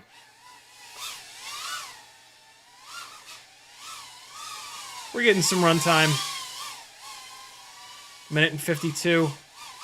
Haven't seen any brownout. Any indication of brownout yet. Man, these 450 mAh batteries sag a lot less. Oh God, why me? And that's unrecoverable. Yeah, nope. No getting that out. 2:07. Okay, so there's not that big of a difference in runtime, I guess. I was just super excited about that other rig. But, yeah, definite difference in... what the hell? Where is it? Definite difference in the response time, and it just, man, the other one feels a lot lighter. I can't believe I didn't pull the heat shield off this. I'm kind of pissed that there's so much of a difference in all-up weight between these two. Look at the VTX is still overheating though. This has the heat sink on it, and the VTX is still overheating within like 4 seconds. What the hell? All right, back to the 33,000s. Man. Yo. So in order for these 33,000s to become durable, I'll need to do a bell swap, and the onesie bell, in theory, is a little bit heavier, so I might lose a little bit of the lightning quick. I might lose a little bit of the... Yeah, no, this is better.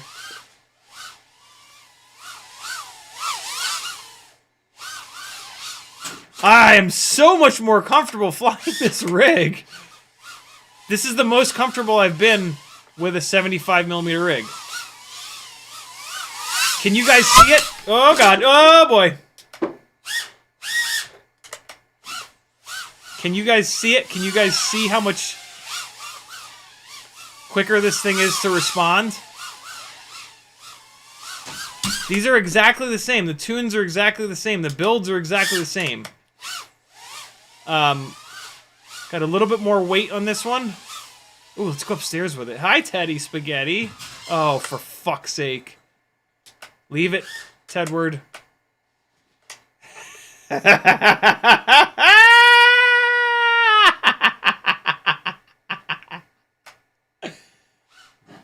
Oh, he made a noise! What a weird little noise he made. He made a funny little grunting noise. Oh, wow, look how yellow it is up here. Oh, yeah, yo. Yeah. Now we're talking, yo. Now we're figuring out the 75mm game. It just needs KV. Everything Tiny Whoop needs KV. Nothing has enough KV. I mean, finally, some things do have enough KV, but I'm going... Oh, God, don't crash it, you idiot. It's too heavy. And the motors only have a 1mm shaft. This is the first time that I've flown one of these 75mm Walksnail rigs that it's been even remotely enjoyable. And we're going to celebrate that by stalking the dog.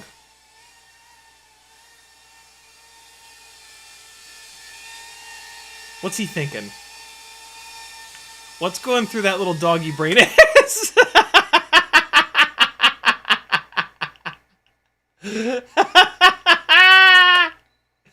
Back up, buddy.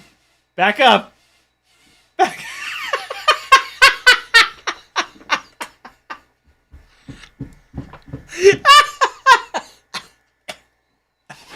Oh no! I don't want it to get... I don't want his little mustache hairs to get all tangled up in it.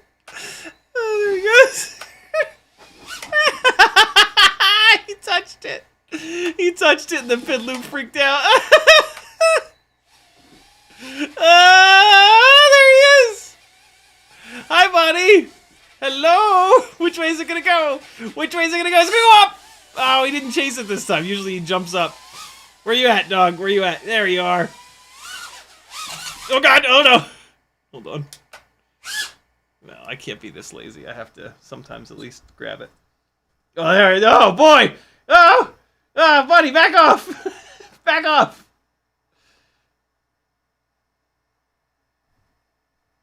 Look at the quality of this camera, dude. What the hell? How? How is it so good? Wait, no, we're still in turtle mode.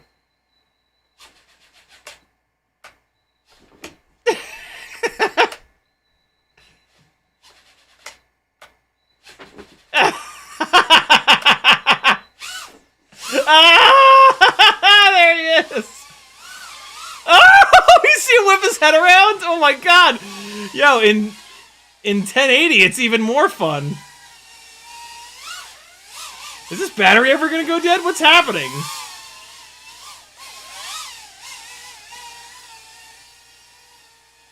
Tedward, Spaghettward! I love you, little dog! Thank you for participating in my FPV journey, Ted. Meow! I really don't... I'm really afraid that it's gonna get tangled up in his little beard. When he does I'm just never gonna not laugh my ass off at him charging the Tiny Whoop. Ooh! Ooh, brave boy! Brave boy! We got a brave boy on our hands. Wearing a stupid sweater. It's like a great sweater. Hey! There's a little bit of brown out for you. Yeah, that was some legit runtime though. Hold on. Let's see what the Betaflight OSD says for runtime. 3 minutes and 40. What? Good lord. I mean, we were just farting around a bunch, but still, that's the armed that's armed runtime. That's 3 minutes and 40 seconds armed. So when we were sitting on the ground just staring at Teddy, yeah, that's not counted in that arm time. Man, this is the one that doesn't have the heat shield on, and like the VTX was barely overheating. What the hell? Wow. 0802, 33,000 kV. We're gonna go back one more time. I got one more battery charge. We'll go back to the 30,000 kV. That was 33,000. We're going back to 30,000. Okay. Last battery, friends. Thanks for hanging in. Jesus, sorry that it was such a nightmare to get this thing built, but I'm glad that we got it built. I hate to plan something on a stream and then not be able to finish it. I hate that I'm bleeding over into bots time, but in theory you can watch both of us, so I don't feel that bad. Look how good this camera looks! Look how good this dog looks in this camera! Look at his fucking face!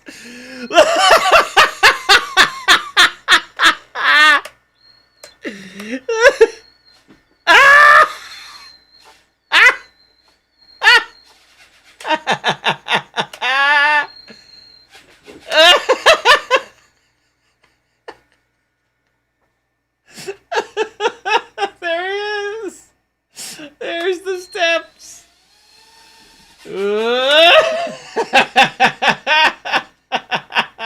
Oh, what was that? What was that about? What's he chomping on? Hopefully not the antenna. Ah, little doggy! All right, here we go. Here we go. 30,000 kV. I also feel like oh god, oh boy. I mean, it would make sense. The hover throttle point is a little bit higher on this. Oh god. I'm gonna try as hard as I can. This is the heavier rig, the 30,000 kV 802s. Oh god, no! Oh!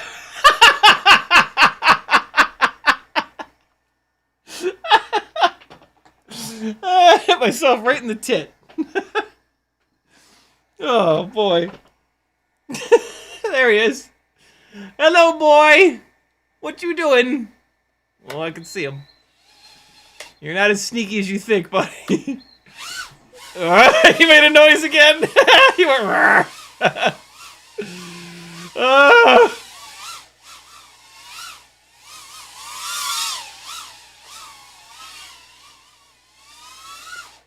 Oh, so I mean, we could.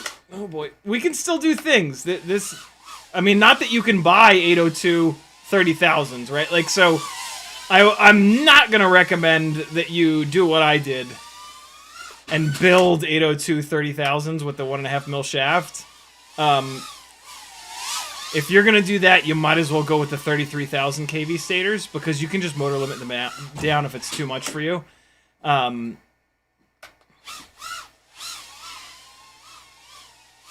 Oh god. Wow, man. This is I'm very happy. I'm very Oh my god, I tried the ultimate mega giant power loop and Oh, he's got me cornered a little bit right now. Hold on. Teddy, be cool. Be cool. No. Don't get your little you're not going to like getting your beard. He's chasing after it. You're not going to like getting your beard hairs tangled up in there, my friend. Oh shit! Where are we at time-wise? 2 minutes. What? This? It's got to be the weight. The weight must be killing the runtime on this rig. Where is he? Where is he? There he is! Man, I want to fly underneath him so bad. I don't think he'll let me. Look at this little goddamn dog! Look at this little dog! He's coming after it again.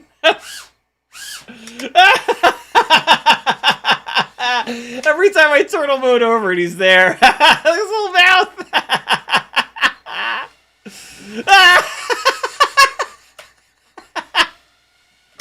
He looks so big, but he's still not intimidating at all. Be cool, relax. Back up, buddy. Back up. Oh, God. I don't want to, like, pinch him. Oh, shit. This is the goddamn greatest thing ever. Tiny whooping, man. All right, we're going to leave it there. That's it. That's it. No more. No more. 33,000, man. 33,000. 33,000. 33,000! Fuck, yes! Oh, my God. Oh, this is great. This is great. I'm so happy that I kept going and going and going and testing more and more and more motors. Thank God, man. Jesus. So,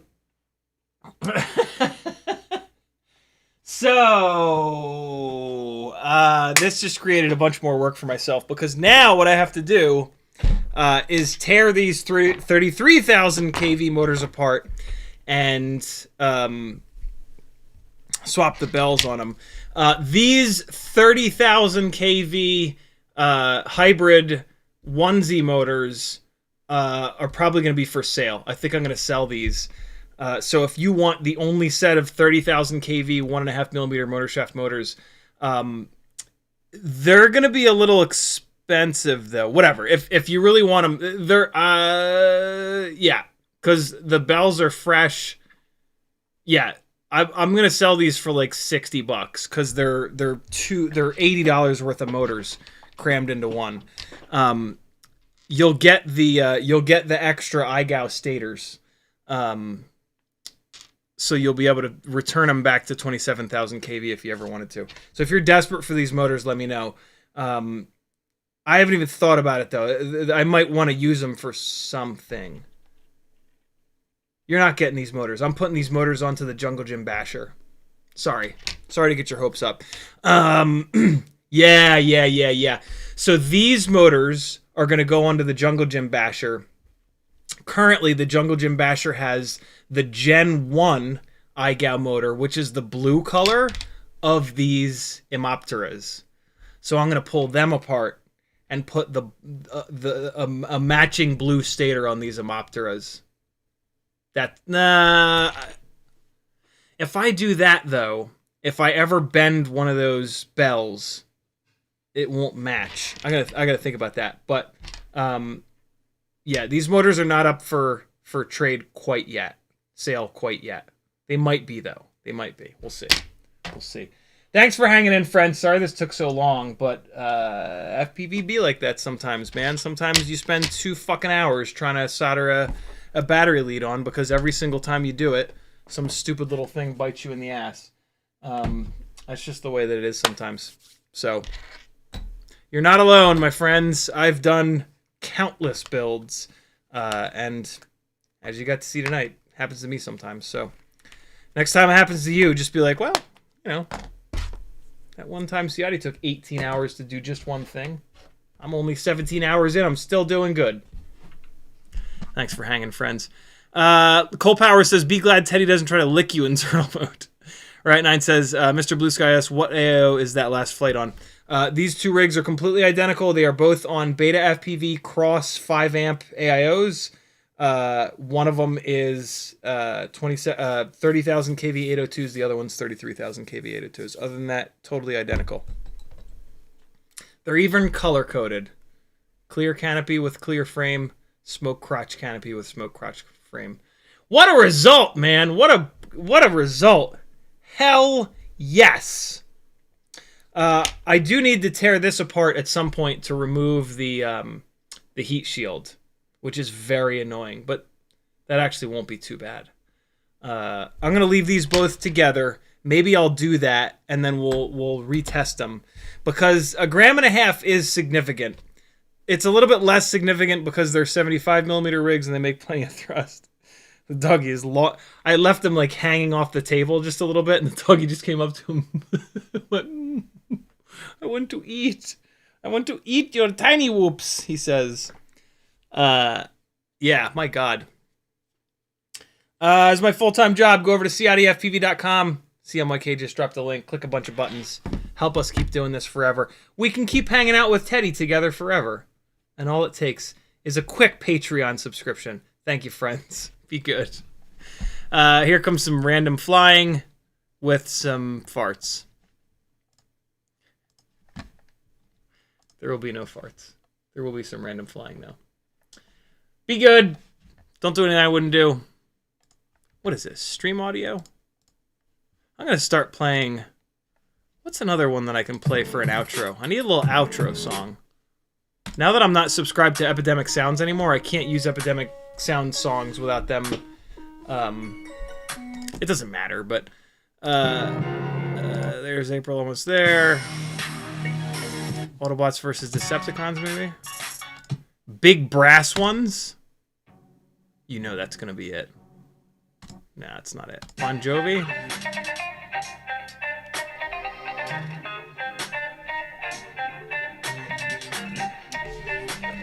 Oh!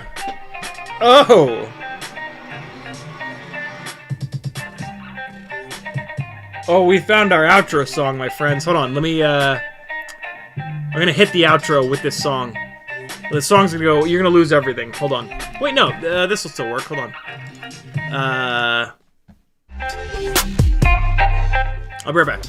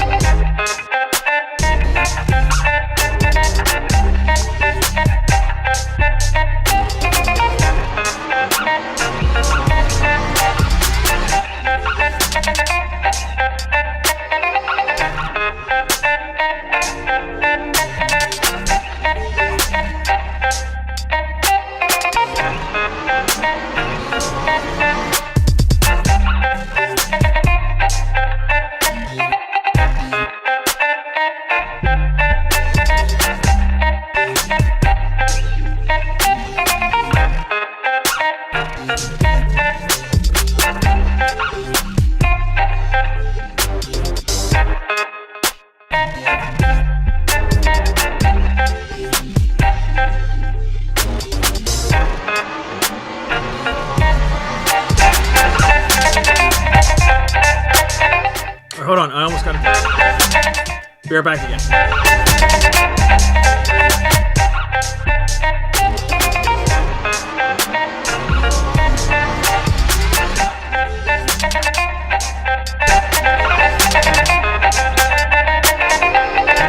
Alright, let's see if this works. So I'm going to pause it here. Alright, let's see if this works.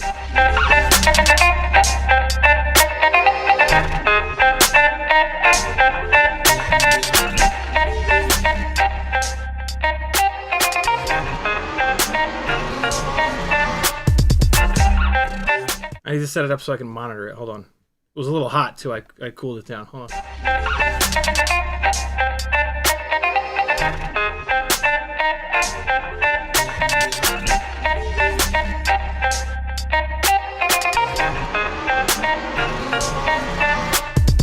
Yeah, buddy. There we go. Okay. So, when I trigger the outro...